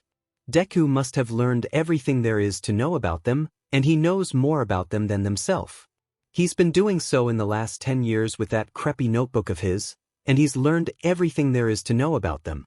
So he needs to balance the scale in their favor. 4. Izuku stood in front of the station looking at his watch. He glances around, hoping that people won't recognize him. He wears a uniform consisting of a black jacket with a white t-shirt and black skinny fit jeans. To make sure that he's not recognizable, he changed his hairstyle to an undercut for a fresh new start. He was standing in front of the statue near the station with many people passing around. A familiar voice entered Izuku's eardrum, as though rending apart the crowd. Izuku. Turning his head towards the direction of the sound, Kendo came with a smile that was brighter than the sun. She was not wearing her usual school uniform, but an attire consisting of a white shirt with a denim jacket and hot pants. It looks like it was tailor-made for her. 2. Kendo. Just as Izuku stared in a daze, Kendo walked by and came to meet him. Sorry, I was coming late and the train was delayed for some reason. Kendo excused. 1. It's okay, Izuku replied. Here he was with Kendo on Sunday afternoon, just the two of them after she invited him to hang out on the weekend. Now, when she said hanging out, he figured that it would be together with the whole class or just her friends, but what he didn't expect was that it would be just the two of them. Where are we going? Izuku asked, having no idea about their plans since she's the one who invited him. No idea. We're just gonna wing it, she said with a level of confidence that Izuku would have found amusing. But he had a feeling that this was going to be an interesting day. The two of them were currently wandering the streets of downtown 𝗬𝗎𝗓. Izuku was still trying to wrap his head around the whole situation that he's on a date with a pretty girl. People kept glancing around in their direction, seeing the two of them walking on the crossroad. 2. So where are we going? Izuku asked his orange-haired partner, who was still leading him through the city streets. To the arcade, Kendo replied with no hesitation. 1 what? There's an arcade a couple of blocks away from here that just opened up. We're going to go there and have a fun time. Plus, I hear there's one of those old-school motorcycle racers, and I really wanted to try it out. 1. Oh yeah, you did say that your parents make custom motorcycles, right? 1. They sure do. But my dad won't let me ride any of them because I'm still too young, he said. All right. They entered the arcade and tried out a couple of new games there, and some were retro ones, coming from the 𝗵𝗃𝗁 game, and had their time together, and it took her by surprise that he dominated the punching arcade machine and score higher than her despite she's been learning martial art ever since she was in junior high. Once their business at the arcade was concluded, the two young heroes in training found themselves once again aimlessly walking the streets of 𝗬𝗎𝗓. The two had a pretty good time at the arcade. Aside from running into a few fans who had questions about what happened at the sports festival, everything was going relatively smoothly. Wow, that was pretty fun if you asked me, Izuku replied, after having quite some fun for himself. 1. I know, I still can't believe that you dominated that punching game, Kendo commented, still can't believe that his score is around 100 points higher than hers. What can I say? I like to exercise a couple of times, he shrugged. You know, I still can't believe that you rejected the chance to enter the hero course. Setsuna even thought that you were mad rejecting that offer, and I can swear that Monoma is ready to pull his hair out after hearing about it, Kendo said, remembering how her class reacted to the news. 2. Well, I don't have the ambition to become a hero to begin with. I find that support is where my passion lies. Still, it's such a shame, you know. We could be classmates and hang out in the class together. Even Vlad-sensei sounds dejected when he heard that you rejected the offer. If you wanted us to hang out, you're more than welcome to visit the studio. You know that I'm always there. Izuku responds, and the two of them laugh. They continued to walk before he glanced and felt someone following behind them. Kendo might not have realized it, but he knows well enough to know when he was being followed after so long. Is it a reporter? No, they won't be this bold. Maybe a gossiper. He looked in the reflection of a parked car in front of him and saw someone dressed in a white V-neck t-shirt and a blue denim jacket paired with black pants. But the one trait that he recognized is the dual-colored hair consists of red and white. Shoto. Why is he following me here? Izuku thought but kept his cool, not wanting Kendo to find out. 5. He figured that perhaps Shoto is trying to tail him after he made his bold statement to the class that he's coming after them, but he didn't think that he would get stuck this early on. Thinking of losing him, he offered her to get something to eat since it was time for lunch, and she took his offer. The duo made their way over to a small cafe not too far away from the school. Unbeknownst to the two of them, when they walked in the door, they caught the eye of a few onlookers who recognized their faces. Hey, isn't that Midoriya over there? Yeah, it is. Who's that girl that he's with? I think she goes to UA too. Do you think that she's his classmate? Probably. You know, the pictures don't do him justice. He's kinda swole. So is the girl. 𝗵𝗃𝗲 how'd she get so lucky? Why do all the hot guys have to be straight? 6. Maybe he's just into masculine chicks. 3. They heard none of that, though, and once the two of them finally sat down and waited for their drink to arrive, and saw Shoto sitting across the table, 3 rows behind him, but he didn't notice that Izuku already knew and continued with his conversation with Kendo anyway. The waiter came and delivered their order and placed it on the table. Kendo took the opportunity to finally get to a topic that she had been wanting to touch on the entire day. Hey Izuku, I know this might not be a good time to do this, but I had some questions that I wanted to ask you. The girl looked at him. What is it? He glanced up at her from his phone. It's about the broadcast. Oh, Izuku's face became downcast. He put his phone down on the table to look at her. If you don't want to talk about it, I understand. It's fine. Honestly, I think talking about it to someone will help me out. He told her. He knew that keeping everything that he was feeling bottled up wasn't going to do him any good. So what did you want to ask me? 1. Honestly, I don't know where to begin. Kendo leaned back in her chair. There wasn't an easy way to start out this conversation. I guess I'll just start by asking how long it's been going on. With you and the Class A. I guess since the beginning. They had this belief that they think people with a weak quirk or someone who doesn't have one shouldn't be a hero. 3. And you said that you were in algebra, then is the whole school turning a blind eye? Yeah, they all silently supported Bakugou under the excuse that he could bring fame for them, but we all know that Bakugou won't lift a finger to help someone, let alone his old stomping ground. I know.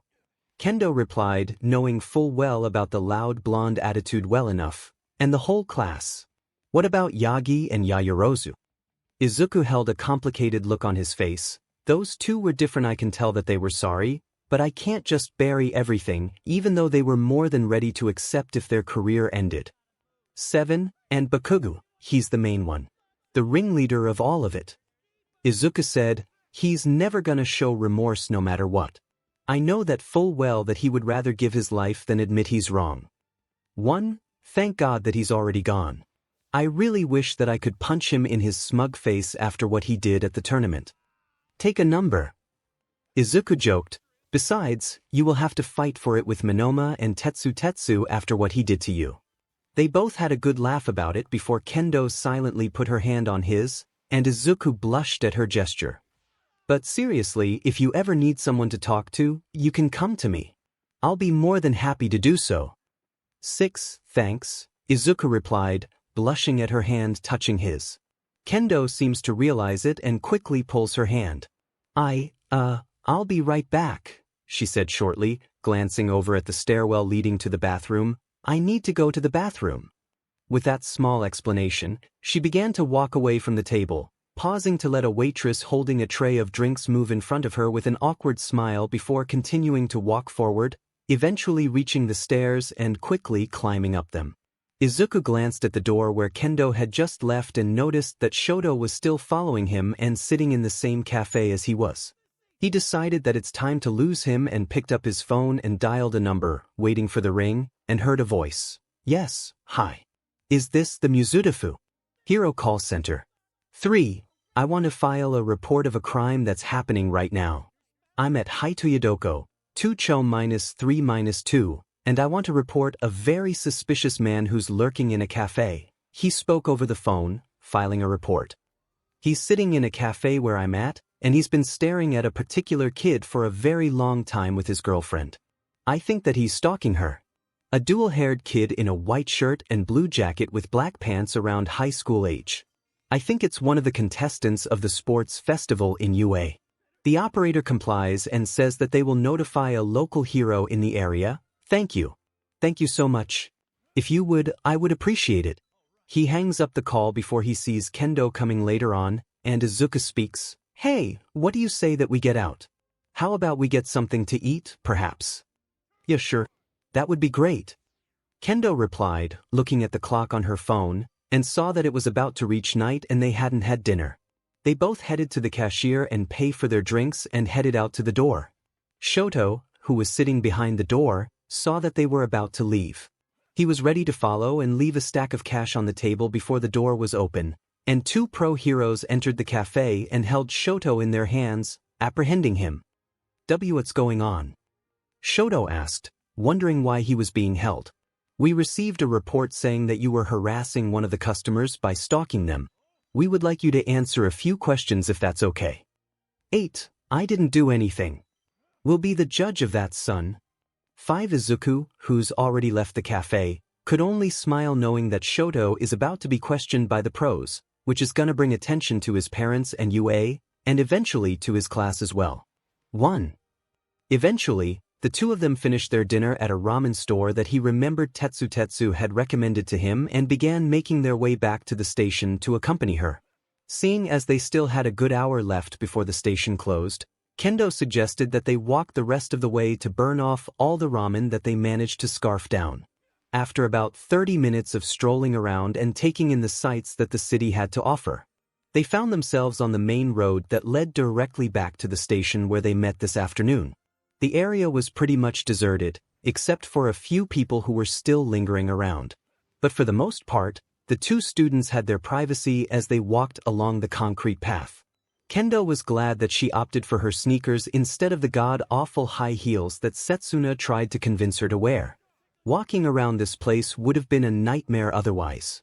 The two of them engaged in some pretty casual conversation along the way. Nothing major, just more talk about stuff like school and their own personal interests. It wasn't long before Izuku and Kendo found themselves near the train station. There was a coffee shop a little further down the road, and the orange-haired teen had a craving for a nice warm cup in her hands. "I had a really great time today, Izuku." Kendo gave the boy a smile. "Me too." He smiled back. "We should hang out again. Maybe we can go to that cafe we just passed by." "Are you sure?" Midoriya gave her a surprised look. "Of course. I like hanging out with you." "Really?" "Yeah. And aside from today, I haven't been on a date in a while, so I'm definitely looking forward to the next one." 2. "Yeah, I'll see you around. Have a good rest of your evening, bye." The girl ran off towards the train station. "Yeah, bye." Izuku waved his hand goodbye and just realized what Kendo just said moments ago before she left. "And aside from today, I haven't been on a date in a while, so I'm definitely looking forward to the next one." Izuku's eyes widened, and his face held a blank expression after hearing those sentences repeated inside his mind just now. Is this counted as a date? 9. Prison does 𝗧𝗵𝗲. That's the first thing that comes to mind after he spent almost 2 weeks alone in this place. Katsuki had spent his regular day trying to continue his day like any other before this whole thing hit him. He wakes up, heads to the cafeteria, trains at the gym, eats, showers, and heads to bed. 3. His mind is clouded with anger ever since Deku came to visit him in prison before, telling him lies about how his parents had disowned him. What a bullshit. They won't dare to disown him, and if they did, then all the more reason for them to crawl back and realize their mistake. He sits at the cafeteria eating his breakfast of plain porridge and scoops of the bowl with no one sitting at the table, seeing how they wonder at how someone of high school student age is sitting in Tartarus prison. Then, the villain 𝗵𝘃𝗧 was the first to stick his nose in Katsuki's business. He was told before that 𝗵𝘃𝗧 is the boss of the prison, saying how he was a notorious boss outside of the prison and ruled half of the underworld, shipping 𝗕𝗏𝗏𝗏 for illegal goods. He was trying to intimidate him. Katsuki wouldn't be scared of a fat middle-aged man in his 40s with his ugly face sticking close to him like his old man. He wasn't going to be intimidated by that. Which, of course, is why the 𝗕𝗏𝗏 brought backup. Unlike Katsuki, he hasn't had a lot of friends to back him up. 1. What are you looking at, dipshit? Katsuki asked, and he got his answer in a full swing of 𝗵𝘃𝗧's fist, aiming straight at his face. 5. His nose got bloody, and he could feel his face like it had been hit by a barrel or something. Katsuki got a few good punches in, but a 6-on-1 fight with no quirks wasn't something he was gonna win.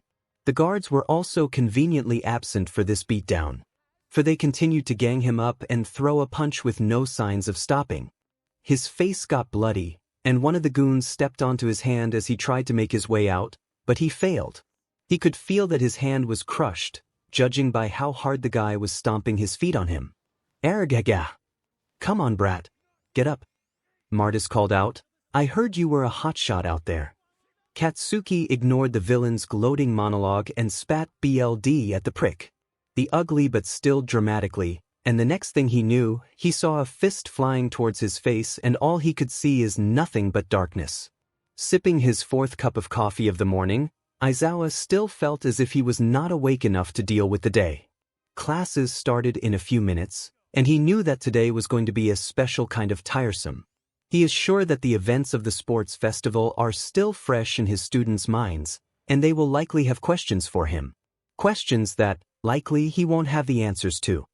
He quickly sucked down his last cup of coffee, barely savoring the dark roast, as he turned the corner towards the familiar classroom he had come to know. Taking a deep breath and preparing himself, he opened the door, hearing all talking cease as soon as he walked in. Good morning.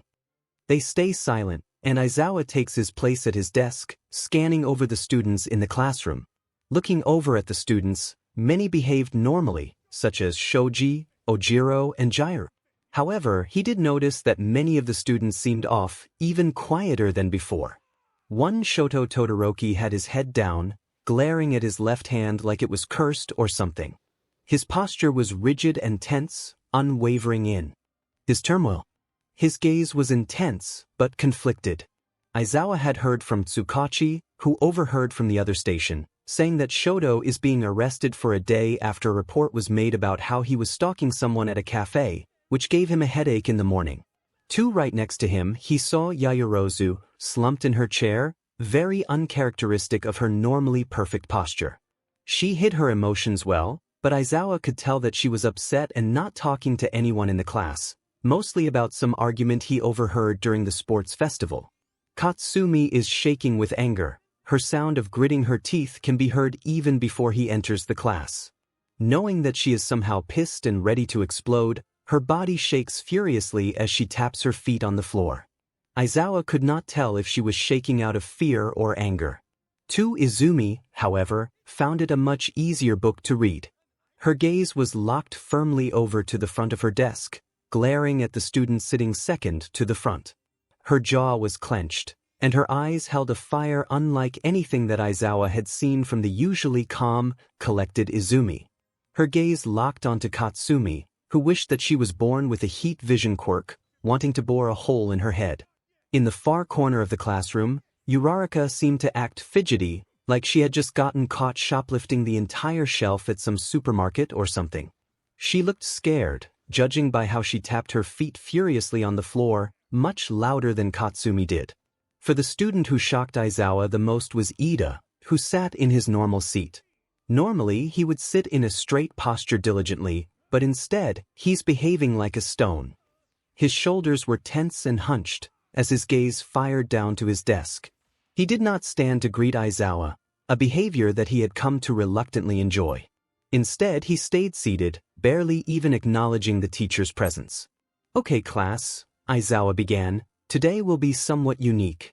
He pulled out a small remote, turning on the projector. As I am sure most of you know, the sports festival is a great way to present yourselves to the public but also to advertise for internships.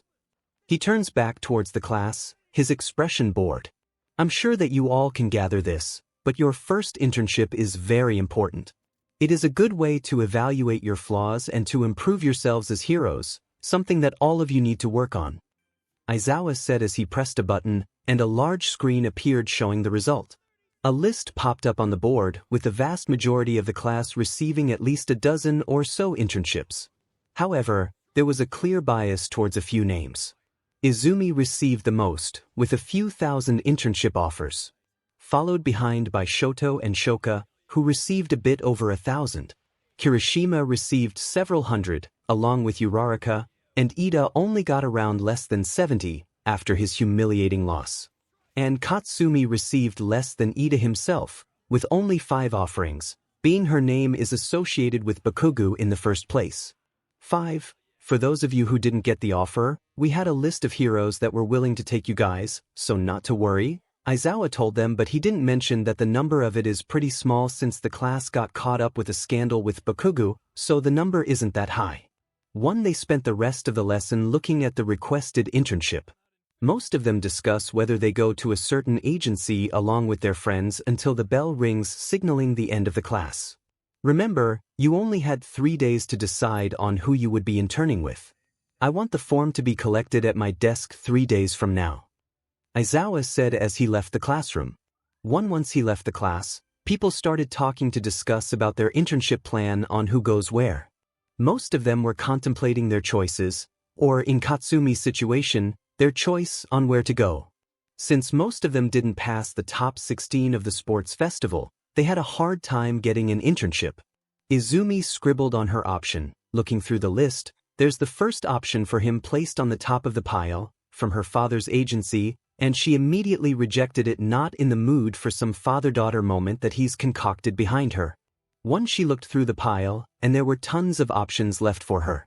There's Best Jeanist, Mirko, Gang Orca, Fatgum, Ryukyu, and many renowned pro heroes. But she is still in a dilemma about whom she should go to. She then thought carefully about her choice of what they could offer her. For example, if she went to Mirko's agency, she could learn new moves that could help her with One for All and improve her combat skills. Then there's Best Jeanist, who could help her with assessing the situation more clearly. Or she could go to Fatgum to help her with storing power for her One for All. For 𝗧𝗂𝗧𝗏. Jiryu screamed in shock. Everyone stopped moving when the rocker girl let out a yell and quite literally jumped onto the floor. Jiryu, what's wrong? Kaminari asked with much concern in his voice. 𝗬𝗵𝗃. The girl whispered while pointing to her bag. Curious to see what kind of creature could scare her, Kaminari decided to take a peek and pulled out a cartoonishly big RBB spider, revealing it to the rest of the class. For what it was worth, the thing did look real enough that a quick glance would make anyone jump out of their shoes. What the hell? Jiryu questioned. That's the 5th time we got pranked this week. Zero groaned, picking the spider and tossing it out to the trash can. Is there something going on or something? 3. Maybe they just wanted to mess with us or something. After that jump scare, she decided to take the stack of paper and review it at the library instead, where it's quiet. She didn't want to choose someone just because they were famous or high-ranking. After taking the paper, she heads out of the class and goes ahead. Izuku sits at his desk, looking at the offering letter that was stacked against him on his table. Power Loader had just announced this year's internship, and for support corps staff, that means people are coming to recruit the first-year students for some on-site job sessions. He had many offers lying to him, as all of them are varied from a support company to even a business venture, from deteriorate Feel Good Inc. to even some large companies out of the state, such as 𝗕𝗏𝗁. But the one company that he had his eyes on is the one that's coming from a company he had never heard of. Its name is 𝗕𝗏𝗵𝗃. 6D-M stands for Deus Ex Machina, or known as the God of Machine. It's a company that provides support items for some major heroes, mainly for All Might. He knows it since he has done his research about it before. 3. He left in wonder why his stepfather had offered him an internship there in the first place, seeing as he is most likely responsible for what happened to the destruction of his gear back in the sports festival, and then his answer is revealed from the intercom. Will Izuku Midoriya please report to the teacher's office? Hearing his name being mentioned, Izuku gets up, wondering what that could be.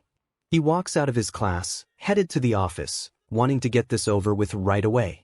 He walks out of the corridor by himself, with no sight of a student anywhere. On his way, he was met with the sight of his stepfather waiting in the corridor along with Shoto, Shoka, and Katsumi waiting for him. You came. All Might spoke. I've been expecting you.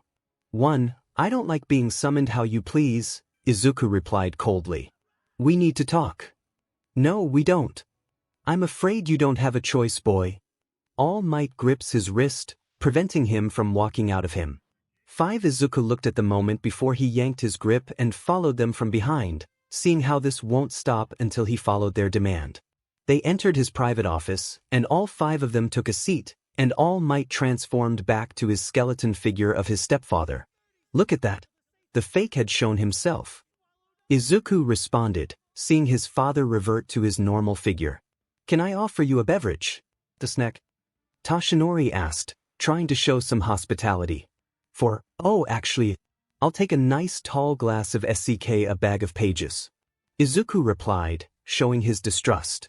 If his stepfather can rig the sports festival however he pleases, he won't touch anything he offered with a 10-foot pole. 5. whatifdeku. 𝗬𝗁𝗵𝟏. 1. Alright, seeing that you didn't come here for some snack, here's what I came here to do. Toshinori slides a document into the table, and he picks up. Izuku read the paper, showing it to be a settlement paper. "What's this?" Izuku asked, waving the piece of paper in the air. "A settlement. I offered to pay you for 200 million yen, along with a written recommendation letter from me to any school in Japan lasting for the next 5 years, and a 3-year exclusive contract for working at any support company you wanted, including the offer my associate sent to you from 𝗕𝗵𝗯𝗹𝗶, and you're gonna sign it. 1. In exchange. A written testimony, saying that whatever happened in the sports festival has been nothing but a fabricated lie, and you apologize in public for what happened to young Bakugou's career, and you'll leave UA. 5. Izuku looked at them, knowing that this must be about Bakugou for sure. He has already sent his next move by filing for a lawsuit against Bakugou alone at his time in UA, and that's not counting the incident in 𝗓𝗪𝗏, to which he's ready to open the floodgate right now. They won't dare to sue the case, being All Might is a respected hero in the eyes of the public, and none of the Class A had enough capital to take the case to court, so their only option is to buy his silence with legitimate money through a case settlement. Izuku scoffs, "You can make it 2 billion for all I care. I'm not settling nor backing down, because I'm not letting Bakugou go for some chump change you offered." 1 chump change. That's a 200 million yen offer. Shoto replied. 3. Which I know I will get 20 times more had I kept the lawsuit against Bakugou and strangled him with a lifetime debt, Izuku said back. "The reason why you came to me with this on the table is because Bakugou has been disowned and 𝗬𝗁𝗵𝗏 came to plead you with this offer." 2. Boy, look at me. Toshinori threatened, "That's a fair offer. Take it if you know what's good for you." 3. I came to you because I want to settle things peacefully. But if you're gonna threaten me, then you better be ready with the consequences. Izuku dryly chuckled. "The thing about giving ultimatums, Toshinori, is that you need to have the upper hand. And you don't. If you want to brush this thing under the rug, you wouldn't come with a settlement but a pair of HNDCFFs, but you came with a flimsy piece of paper in your greasy sausage finger and a lot of zeros because you want to settle this matter quietly. Well, I don't. I'm planning on busting this whole thing wide open down to its throat that you'll choke to death." Izuku gets up from his seat and fixes his clothes. "If you want me to drop this thing, then the answer is no. Then I'll come after your friends." Izuku stopped in his tracks as Toshinori just openly threatened him. "That dreadlock girl in your class, young Kendo, those new friends in Class B, their time in this school would be long and hard because you disobey me until you surrender and sign this paper."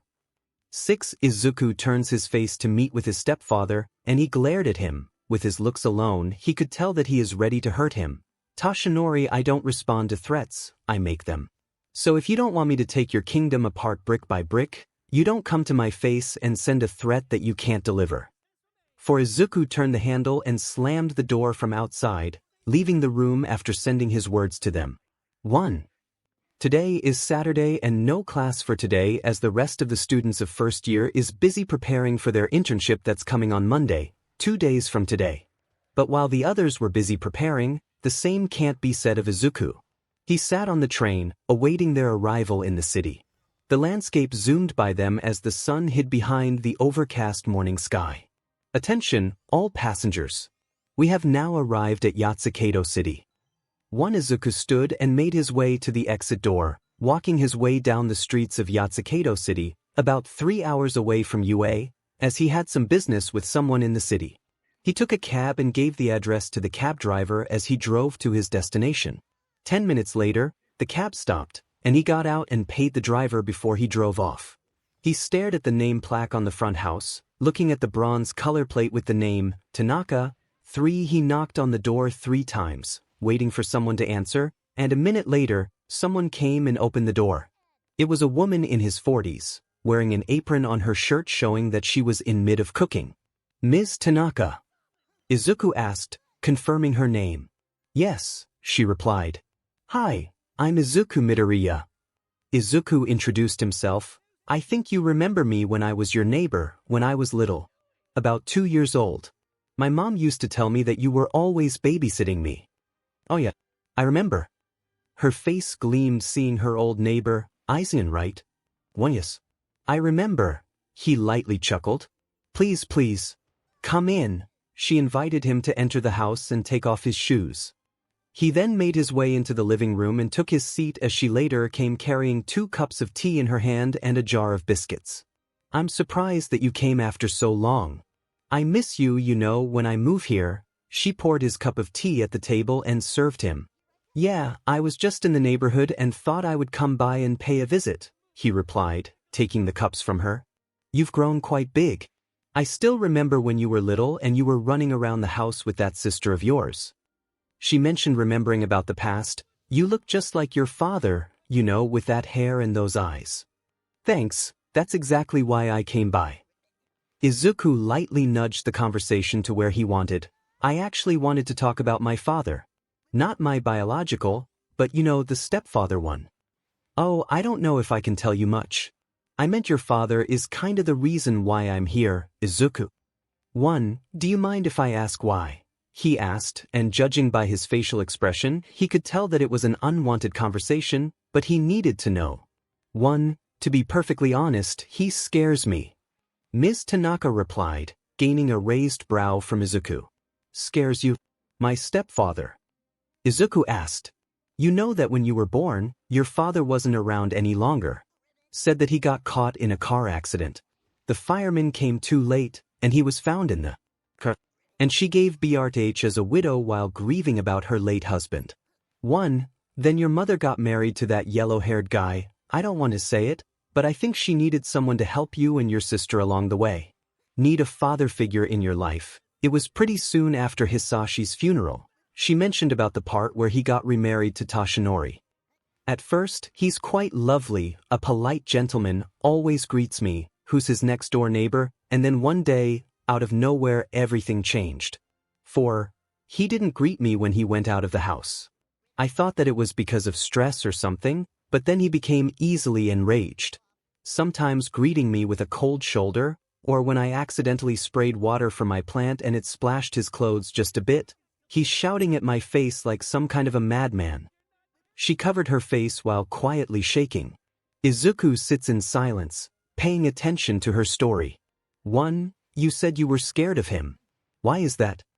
"He started acting strange," she told him, "started spending all of his time in the backyard gardening of all things. He never actually paid any attention to his backyard before. But he'd be out there, all covered in dirt and surrounded by these huge bags of fertilizer and lye. I meant I saw them remodeling the house before when your father was still alive, and he just tore it all up and planted a flower bed. And when I went out to the back once to talk to him from the fences, he screamed at me and said not to come near the garden, calling me names and everything. We always entered a fight at least 3 times a week, and my husband and I couldn't take it any longer before we moved here instead, and she couldn't continue and covered her face while sobbing, remembering it. I'm sorry. He held his hand over to his shoulder, feeling sympathy. If you want to take a break. I meant we had to pull out our savings and sell the house. And our daughter is still a child, and she has to move from her school at that time. I just She caught her breath, trying to gather her words, and took a sip of her cup. All I wanted was an explanation why he's acting like that so suddenly. She asked him, her eyes waters from her tears. I meant he was a good man before and then he turned into that nasty man, and all he just said that sometimes things happen that are just out of your control. Izuku placed his hand on her shoulder, showing his support, and let her cry before continuing her story. About 10 minutes later, she stops with her cry and heads back to the kitchen to get more tea for them. Izuku sits in silence, chewing over all the information that was being handed to him, showing a different side of Tashinori that he never knew about. Then she returned and got a fresh pot of tea and poured it into his empty cup, and he asked, switching to a different topic this time. And what about my father? The biological one, I meant. Izuku corrected and took a sip of his tea. What about him? I meant he was caught in an accident. Says that he got caught in a crash. He mentioned, while joining his hands together. Oh, she remembered about that touchy subject. Yeah, I meant that day was a complete mess for your mother. She got the report from the police that night. One of the neighbors saw her crying on the doorstep. I wanted to comfort her, but it was late at night, so I figured that I would come by tomorrow morning instead. But that night, my husband said that a black-colored car was parked right in front of the house. He had to go to the bathroom, so he saw it from the window, and two men were waiting on the doorstep, all dressed up in suits and wearing sunglasses.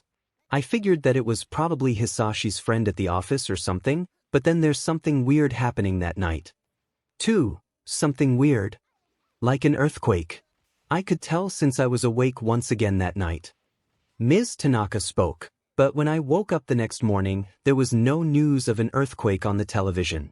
And when I came to your house, your mother was acting all brave and quiet, figured that she was trying to act strong, and I saw your stepfather in the house already, like he's been there quite a while. Izuku's hand starts to shake at the information, learning what happened to his father and mother before it all changed. Before the accident. Before he got remarried. Before the test came. Well, I should go. He gets up from his seat, taking his leave. I need to catch the train back home too before it's late. Oh right. I forgot that you were living in the city now. Ms. Tanaka hurriedly replied, looking at the clock, that they had been talking for quite a while now. Thanks for the tea. I'll come back when I'm in the area. Maybe I'll bring some Kyoko when I come here. He made his way out the door, taking his leave. Oh, you're such a sweet kid. Safe trip. She waved her hand saying goodbye before he closed the door and made his way to the train station, heading back to Tokyo, Tua. It was finally the day of their internship, and all of the students were gathering at a train station. Their respective homeroom teacher was there to accompany them. Some of them have already left and headed to their station, and Class 1A is still there while being lectured by Aizawa. Alright, you all have brought your suits and your train ticket. Now I don't want to hear any trouble coming from the hero that you're interning. Is that understood? Aizawa asked while glaring at his student. Yes, sir. All of them answered him. Good, now go to your station and good luck with your internship. He spoke his final word before leaving. Wow, this is so exciting. We're finally gonna train under a pro-hero agency. Mina said while she couldn't hide her excitement. I know, right? I can't wait to get there. Uraraka said, who's also agreeing with her. While her class is discussing their plan for an internship, Izumi waits on her platform all on her own. She decided to head toward her grandpa's house in Yamanashi Prefecture. Momo had decided to go to a different agency, which made her go alone, and she had already headed to the station before her.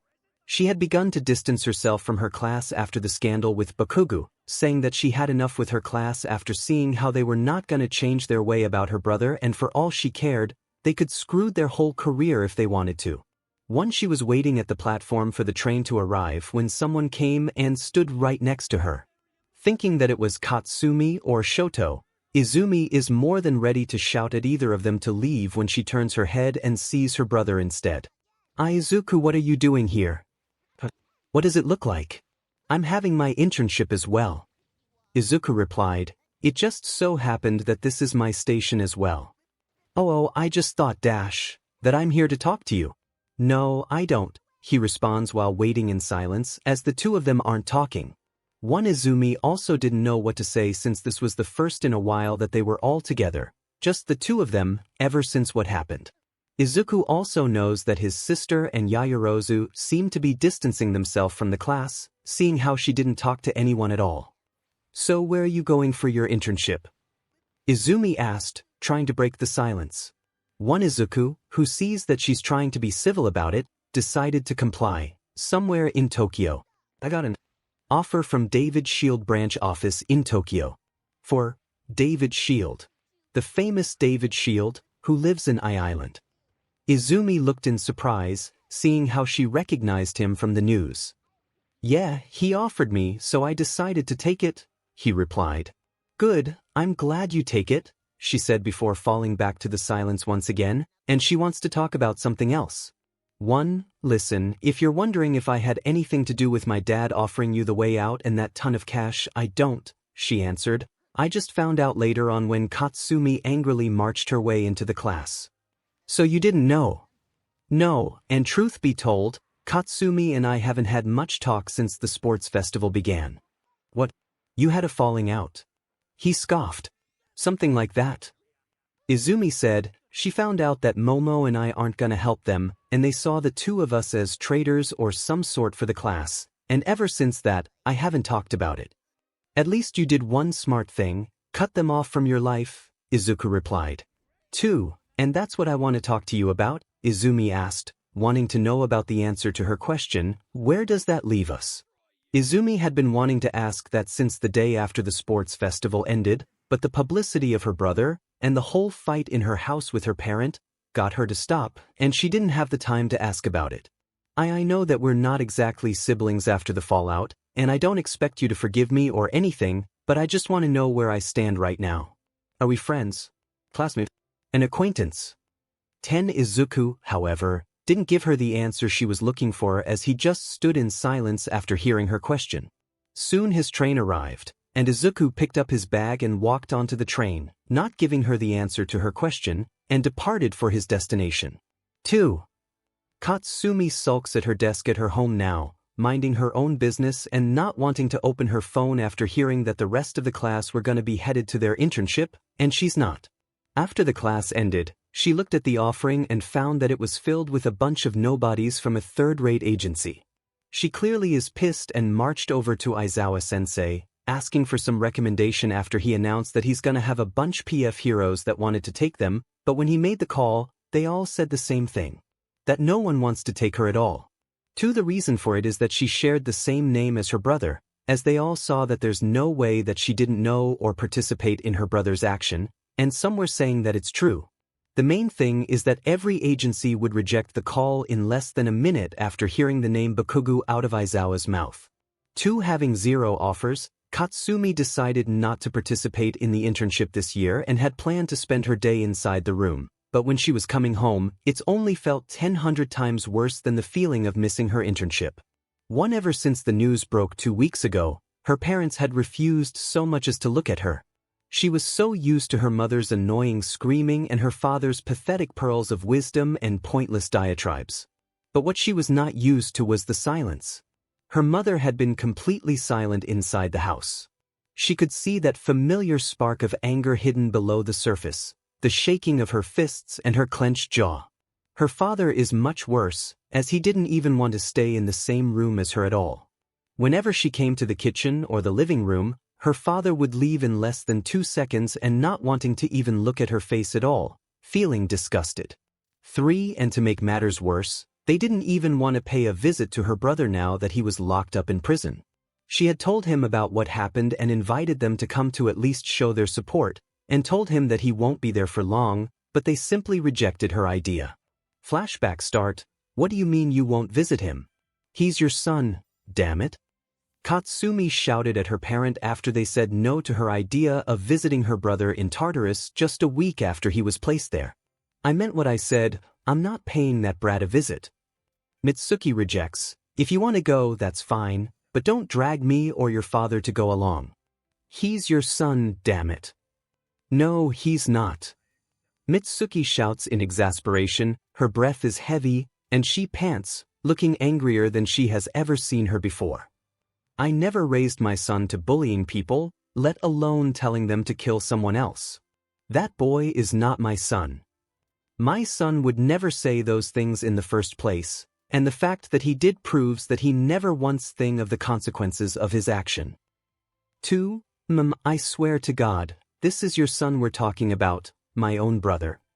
𝗧𝗵𝗲 rants, finding it hard for her parent to just leave him like that to rot. How can you just leave him there and not even bother to pay a visit? 2. Masaru answered, because we already signed a disowning paper for him. 𝗧𝗵𝗲 couldn't believe what just came out of her parents' mouths. A disowning paper. For her brother. 1. What? Mitsuki sighed in exhaustion. Look around, 𝗧𝗵𝗲. We have put everything we have into keeping our business afloat for as long as I can remember. We worked to the bone just to make sure you two have a life in the future. Well, now it's gone.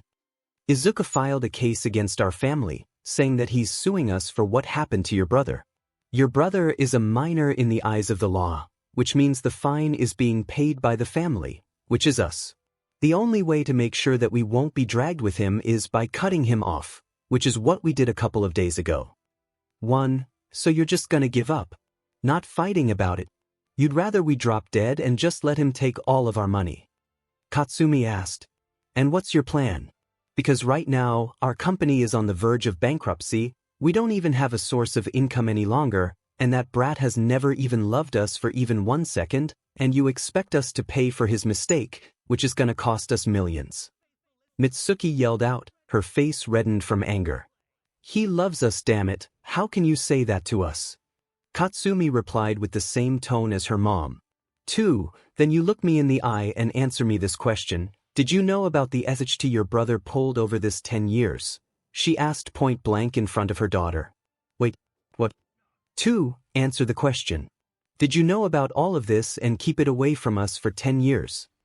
Mitsuki asked, her eyes were serious with no signs of hesitation. Come clean right now, or I'll let you go and not give it a minute's thought.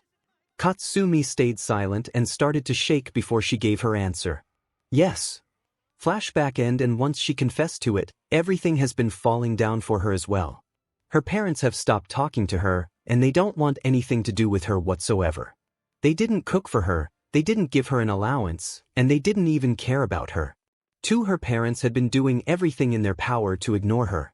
They left early in the morning and stayed out late. Honestly, she was starting to forget the last time she had even seen them in the room or even in the house at all. 2. She became the unwanted entity in the house that they couldn't get rid of. 7. Feeling like she's not welcome in her own house, she decided to come and visit her brother instead, hoping to have someone to talk to. Izumi is just coming down from her train, as she is headed toward her internship located at a house in Yamanashi Prefecture. While she walked to his house, she was feeling all kinds of nervous feelings that this was the first time she's gonna undergo for internship outside of her father. Truth be told, the reason she took the internship with him isn't because of his connection with her father, but rather because she needed his guidance to help her wield one for all. She knows that she wouldn't get far with her current ability, and she needed someone who has a lot of experience, so she decided to just go ahead and do it. There were still many things about her own quirks capabilities that she had yet to understand. She hoped that the retired pro and former UA teacher would be able to help her with that. 3. She finally arrived and look at the building. The building itself looks rundown and abandoned. Windows are broken out, and pieces of the building are falling off. Above the front door, there is a sign that says, "Welcome," that is falling off. The building is also surrounded by tall fences and gates. I guess this is the place. Do I just knock on the door? She said. Izumi walked up to the building's entrance and prepared to knock, only stopping when she noticed that the door was not completely closed. There didn't appear to be any light coming from the crack in the doorway, but Izumi was going to play it safe either way. She knocked twice before slowly pushing the door open.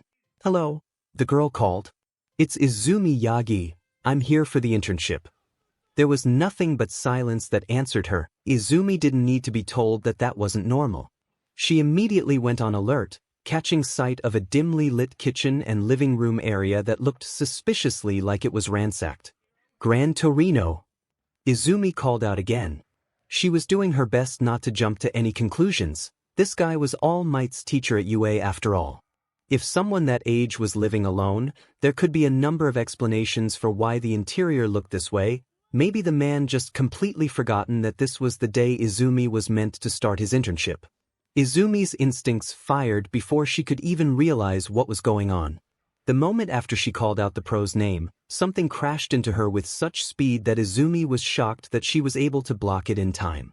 The attack had come from her right, targeting her ribcage, and would have likely knocked the wind out of her if she hadn't raised her arm to block it at the last second. The impact sent Izumi back a few feet, but she remained standing before turning to look at his aggressor, fighting stance at the ready. Color me impressed, came an unknown voice from the direction of the attack, the room still too dim to make out who exactly was talking to Izumi. You've got some nice reflexes there, who are you? Izumi questioned into the darkness. Me, questioned the voice. I'm the one who called you here. A moment later, the lights were flipped on, momentarily blinding Izumi until she blinked a few times to adjust her eyes. She now saw a short elderly man, of similar size to Recovery Girl, wearing a white and yellow hero jumpsuit with a black mask covering his eyes. Izumi's eyes widened as he pieced together what was going on. Gran Torino? Izumi asked the man standing in front of him. And don't you ever forget it, said the man in a mostly flat tone but still giving off a small smile. Why did you attack me? The greenette questioned the elderly man. One Gran Torino chuckled. I wanted to see how you'd react. Can't have you unprepared for sneak attacks, but I was quite surprised that you were able to react the way you did and stay on your feet. My body just kind of reacted, Izumi replied to the elderly man. I think I just got lucky. Maybe you did, maybe you didn't, Gran Torino commented. It will be my job to determine which is which. Suit up, kid, it's time to show me what you've got. Izumi nodded to the man before asking where she should put her things. The retired pro directed her to the room she would be occupying on the second floor of the building. Throw your stuff up there and get back down here, Gran Torino said to him. I want to get a good read on you before we discuss doing anything else, and I'd rather do it while I'm still living and breathing, thank you very much. Yes, sir. Izumi replied before heading upstairs. She was looking forward to showing the former teacher of her father just how far he'd come since receiving one for all at the start of the entrance exam. She then put her belongings into the room and prepared for the test that the elderly hero was planning for her. 5 minutes later, she came down wearing her hero costume. It was a dark green full-body jumpsuit with a red belt. It includes light beige shoulder pads, black knee pads that have been extended to his legs, now reaching up to his thighs. His new gloves are also tinted light beige and are decorated with 2 blue stripes. His respirator is now metal, diamond-shaped, and has 8 holes. 1. All right, let's test that quirk of yours, shall we? Gran Torino replied, come and throw a punch at me. It. I said, throw a punch at me. I'm not gonna punch an elderly. Are you serious right now? 3. Izumi continued to reject the idea before Gran Torino came around the room using his quirk and kicked her from behind, but this time it was much faster than when she entered the room. Come on, brat. You say that you were Tashinori's successor, then show it to me. Gran Torino continues to swiftly fly around Izumi to keep her off balance. She tried to capture him with her telekinesis but proved to be ineffective since he was moving at an incredible pace and her eyes couldn't keep up with her movement. He's too fast, she thought as she couldn't keep up with his speed. She powered up one for all and tried to land a hit on him, only for him to zoom in and go around her. While she was trying to land a hit on him, he quickly maneuvered and landed another kick on her side, and jumped back to the side. He quickly changed from moving around and attacking in an instant, and that irritates her. She then decided to follow his movement using her eyes, not by attacking blindly. Following the pattern, her eyes starts to get adjusted with his speed and manage to predict on where he's gonna land next. She quickly moved to the right side to intercept him, which is the direction he was going for, and managed to land a hit to him, even if it's just a graze before Gran Torino recoils back and kick her on the side and pushed her to the ground. Not bad, he complimented. You managed to graze me in that short amount of time. Thanks. Izumi replied, catching her breath from exhaustion, but that was tiring. I can tell. Tell me, how's Tashinori these days? Izumi took a moment to gather her words before she answered, he's fine. Fine, he scoffed. After that he's pulled, he's fine. Guess he's turning to a cold BSRD after all. Wait, you know what he did? About everything. Izumi looked in shock, seeing someone knew about what her father did. It doesn't take a genius to know what he did, kid. I know that video is true, and Tashinori must have played a part in all of this somehow. Gran Torino spoke, knowing that Tashinori had tried contact him to accept her, but he rejects his offer and made his own request for Izumi, not wanting to seem that he took Tashinori's offer. Then, why did you decide to take me? Izumi asked, not seem to understand the reason why he takes her for internship. Because I know that you weren't part of it. Gran Torino replied, And so does your brother. And judging by how you look, you two aren't exactly close. 6. Why yeah, I don't know what to do. I meant I'm responsible for what he's become, only that I've realized that I'm too late. I'm even ready to take the punishment, but he doesn't even want to talk to me, and I can understand that. I just want to repair our relationship. For Gran Torino sighed, look kid, I'm not gonna sugarcoat it, you were responsible for it and as his sister, you should probably know better. 1. Yeah, but whether he chooses to forgive you or not, it's not your call, it's his. Gran Torino speaks up, if you asked me whether you two can go back to before, well, you can't. You broke that relationship with your friend long ago. But what you can do is build a new one where he lets you in and not the other way around. 2. But what if he won't? 3. Then he won't. It's his right. Gran Torino replied, but as long as he cared for you, then maybe you can mend your relationship or build a new one. He then told her to head back to her room and get rested, ending their training session and their conversation with Izumi heading back to her room, thinking about his words just now. Prison doctors 𝗧𝗵𝗃. That should be no surprise for Katsuki, who's sitting in the infirmary and stuck with an unsympathetic nurse who bandaged him up without looking twice at him. His broken ribs were going to be a problem for at least 2 months, and he's gotten a stupid scrape on his arm that was going to scar. He didn't know why, but for some reason in the last couple of days, people kept attacking him in prison more times than he could count.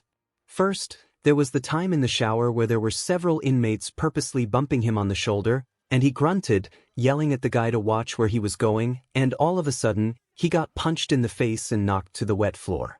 8. There's also the time when he was eating at the cafeteria and he walked to find a table and someone purposely tripped him and his food landed on some big, scary-looking inmates in the back of his head, and the guy smacked his face with his bare hand and with just one smack, his lips was busted. 1. And there was one time in the prison yard where he just standing behind the steel railing and a couple of inmates who were playing basketball in front of him were throwing their ball in his face and broke his nose, and when he angrily yelled at the person, they just shouted back and calling him out, before his friend came from behind and punched him from the back of his head. 3. He doesn't know why, but in just today he got beaten around 4 times before even lunch, and all of them were purposely targeting him for no apparent reason. He thinks that it's because they heard the news about Deku, but it doesn't take into account the fact that they kept attacking him every day ever since Deku came to visit last time. For he didn't know why, but he guessed that Deku had something to do with it. The only problem is he didn't know how.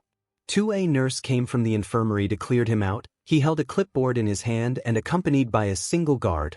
All right, you're checked out. Head back to your cell. But Katsuki didn't want to go back at all.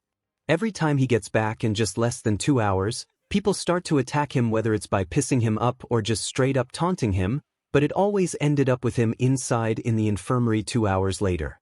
4. And no, can I just stay for one more night? That's all I asked, he pleaded, looking at the nurse, but he didn't answer him at all or even spare him a look. 3. You heard the nurse, let's go. You're going back to your cell. The guard ordered him but Katsuki refused to budge in. No, I'm not going anywhere but here. Katsuki grunts, do you know that they kept targeting me almost every day? How did they keep ganging me up in the yard or even in my cell? Why aren't you guys doing anything, goddammit? 5. You'll go where I tell you to, or you'll get acquainted with this. The guard showed his baton ready to use it to smack him in case he didn't comply. Listen to me. All I asked is just one more night dash. Next question coming out of your mouth, you're going to solitary, the guard threatened, showing that he's not in the mood for playing around. You coming or not? 1. Threatened by the guard, Katsuki reluctantly gets up from his bed and walks with the guard supervising him on the way, but deep inside his mind, Katsuki knows that it's only a matter of time before he gets back in the infirmary again. 1. Alright, now that we've covered the basics, we're gonna move to patrol. We're headed to Hosu for your first patrol routine. Gran Torino explained. It's only been 3 days. Izumi exclaimed with a shocked expression. And you've sparred with me over a dozen times. How often do you fight the same person without switching things up at Yue? Izumi wanted to answer, but she knew that whatever she said would just prove the man right. Exactly, so we're going to find some other guys for you to fight instead. All right then, she groaned as she struggled to get up. Hurry up and wear your costume. he said as he walked out, leaving her behind. Then she catches up with him at the door after 5 minutes to change her costume. After she done changing, they headed towards the train station to head to Hosu City. Gran Torino went to the ticket booth to buy both of their tickets and they headed straight to their train. Izumi sat on her train to Hosu with Gran Torino while the latter chose to stand. Izumi was sitting in full costume as the bullet train he was taking, along with Gran Torino, approached Hosu Station. It was already getting well into the evening, meaning that it would be very late before they both would even get to their final destination outside of Tokyo. A part of Izumi was dreading the fact that she was probably going to be pulling an all-nighter. Maybe Gran Torino would take pity on her after they had finished whatever the pro had planned. "Did that building just explode?" said one of the commuters on the train in slight panic. Izumi was pulled out of her thoughts by the murmuring voices of the other passengers. Many of them had moved over to the opposite side of the train to get a better look at what the person was talking about. It was far too crowded for Izumi to get a good look, but she ended up not needing to once she saw the latest article that just popped up on his phone. Suddenly, the train experiences an emergency stop and a pro hero comes crashing into the train, much to Izumi's and Gran Torino's shock. Izumi immediately looked out the window only to see the part of the city set ablaze, but then they saw a giant creature with wings fly out of the fire and headed straight for them. "Everyone, get back!" Gran Torino yelled. Then, all of a sudden, the side of the train car was ripped apart by a giant gray Nomu. The Nomu roared as it looked at the passenger, only for it to be immediately launched off the train by Gran Torino, who kicked the creature at incredible speed. "A Nomu!" Izumi cried out. "Kid, stay put, you hear me," he said out loud, then jumped out of the train into the city. Watash, the retired pro, moved before Izumi was able to get one word out, leaping over the people that were between them and the Nomu. The elderly man redirected himself off the train's inner walls, launching an attack on the creature that sent both it and the retired pro into the city below. Izumi pushed her way past the still stunned and slightly terrified people inside the train to get to the opening. What she saw as she looked outside made her blood run cold. The city center was lit up in flames, with sounds of struggle and cries of hundreds of terrified civilians echoing off the surrounding buildings. All Izumi could do in that moment was say the first words that came to her mind. "What the heck is going on here?"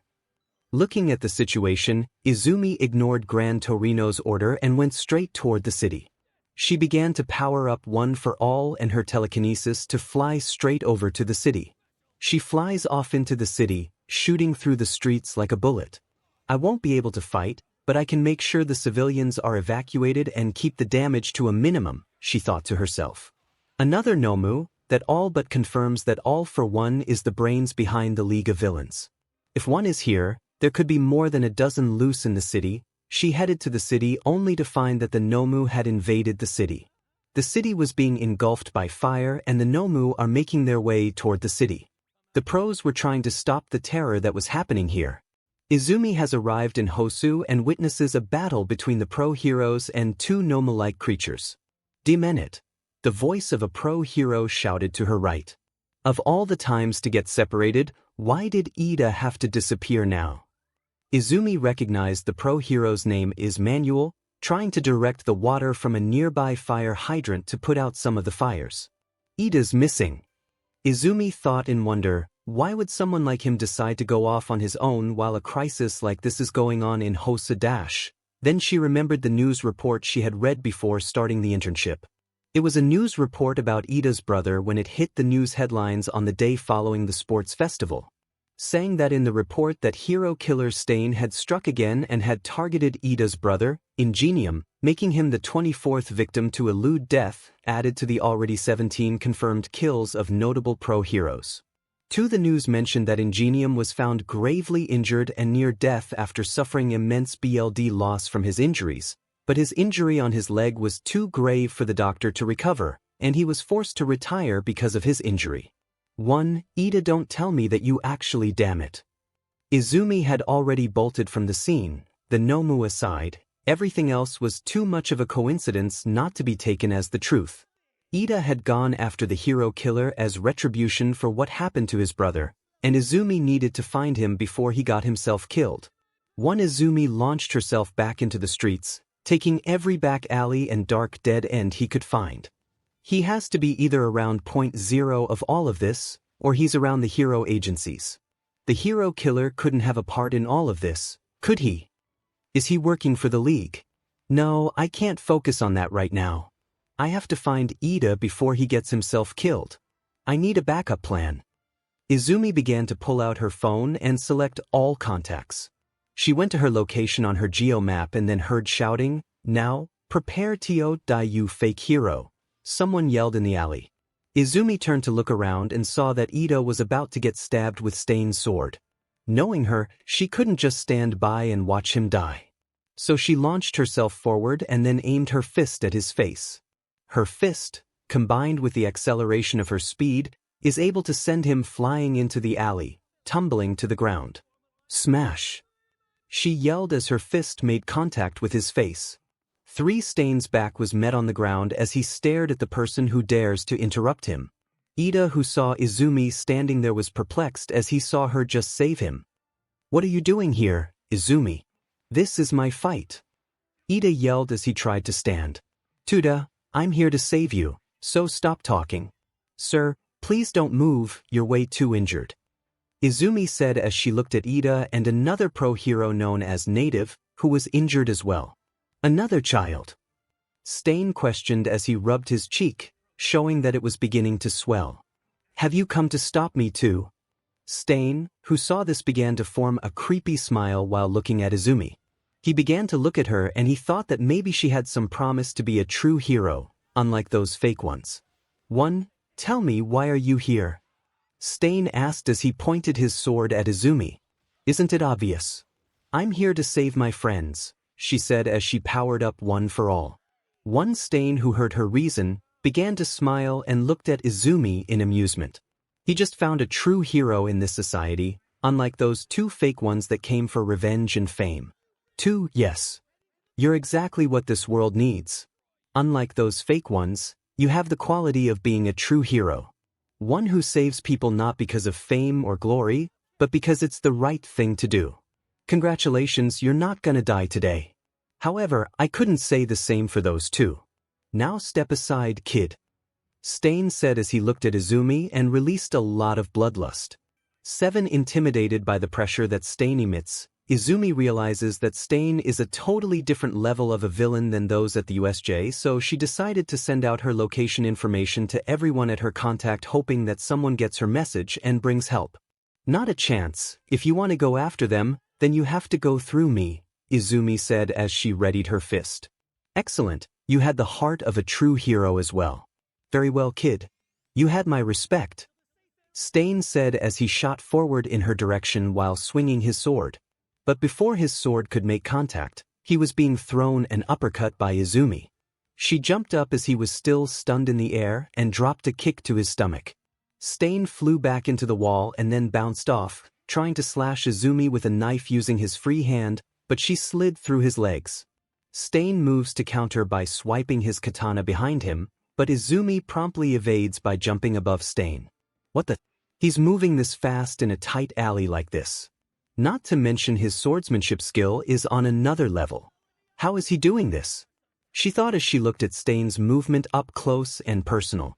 Izumi began using Stain as his new bouncing board, making sure to avoid any blades. After one bounce toward the hero killer, she saw Stain suddenly turn around and stab in her direction. Seeing the blade coming in her direction, Izumi flicked her finger and used telekinesis to flick the blade right out of Stain's finger. Stain was knocked back from the air, crashing into the ground before he quickly got up and tried to move behind her and swing his blade. The blade narrowly missed her cheek before she pulled her fist and landed an attack. 5% Detroit smash. She delivered a powerful blow to his opponent's head. Stain was knocked back to the wall, recovering and landing back down on the ground. "Good, I managed to land a hit on him, but it seems wasn't enough. I need to power up One for All even more," Izumi thought as she looked at Stain that's still trying to recover. Izumi then went straight at him, only for her body to suddenly stop moving, leaving her paralyzed in her track.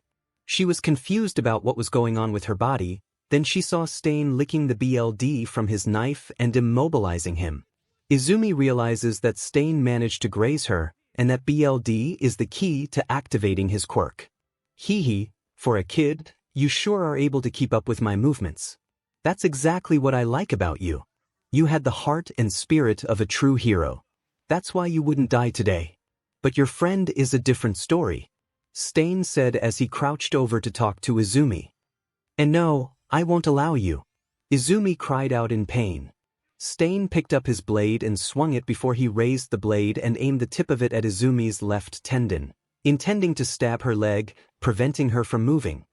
You fight well, kid, but I can't have you intervene with my plan any longer for today. I'm only gonna stab it so that you can't move, not causing a permanent injury. And no, Izumi grunts, seeing that Stain is about to stab her leg for good. But before he could do it, Stain was cut off by a sudden blast of fire originating from Izuku's left, forcing the hero killer to dodge and fall back deeper into the alley. Izumi, who saw this, began to perk up as she saw the flame burst through the alley, thinking that Shoto was coming to rescue her, only for her to look in shock but grateful as well.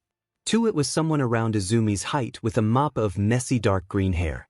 On his right arm, he wears something that looks like a mechanical gauntlet with a center energy blaster in the middle of the palm. He stared at the victims in front of him while staring at Izumi. Izumi, next time you send me a message, you better send a lot more than just a shared location. Izumi turned to identify her brother as the newcomer, watching as a 𝗧𝗂𝗁 repulsor blaster partially illuminated the otherwise dark alley.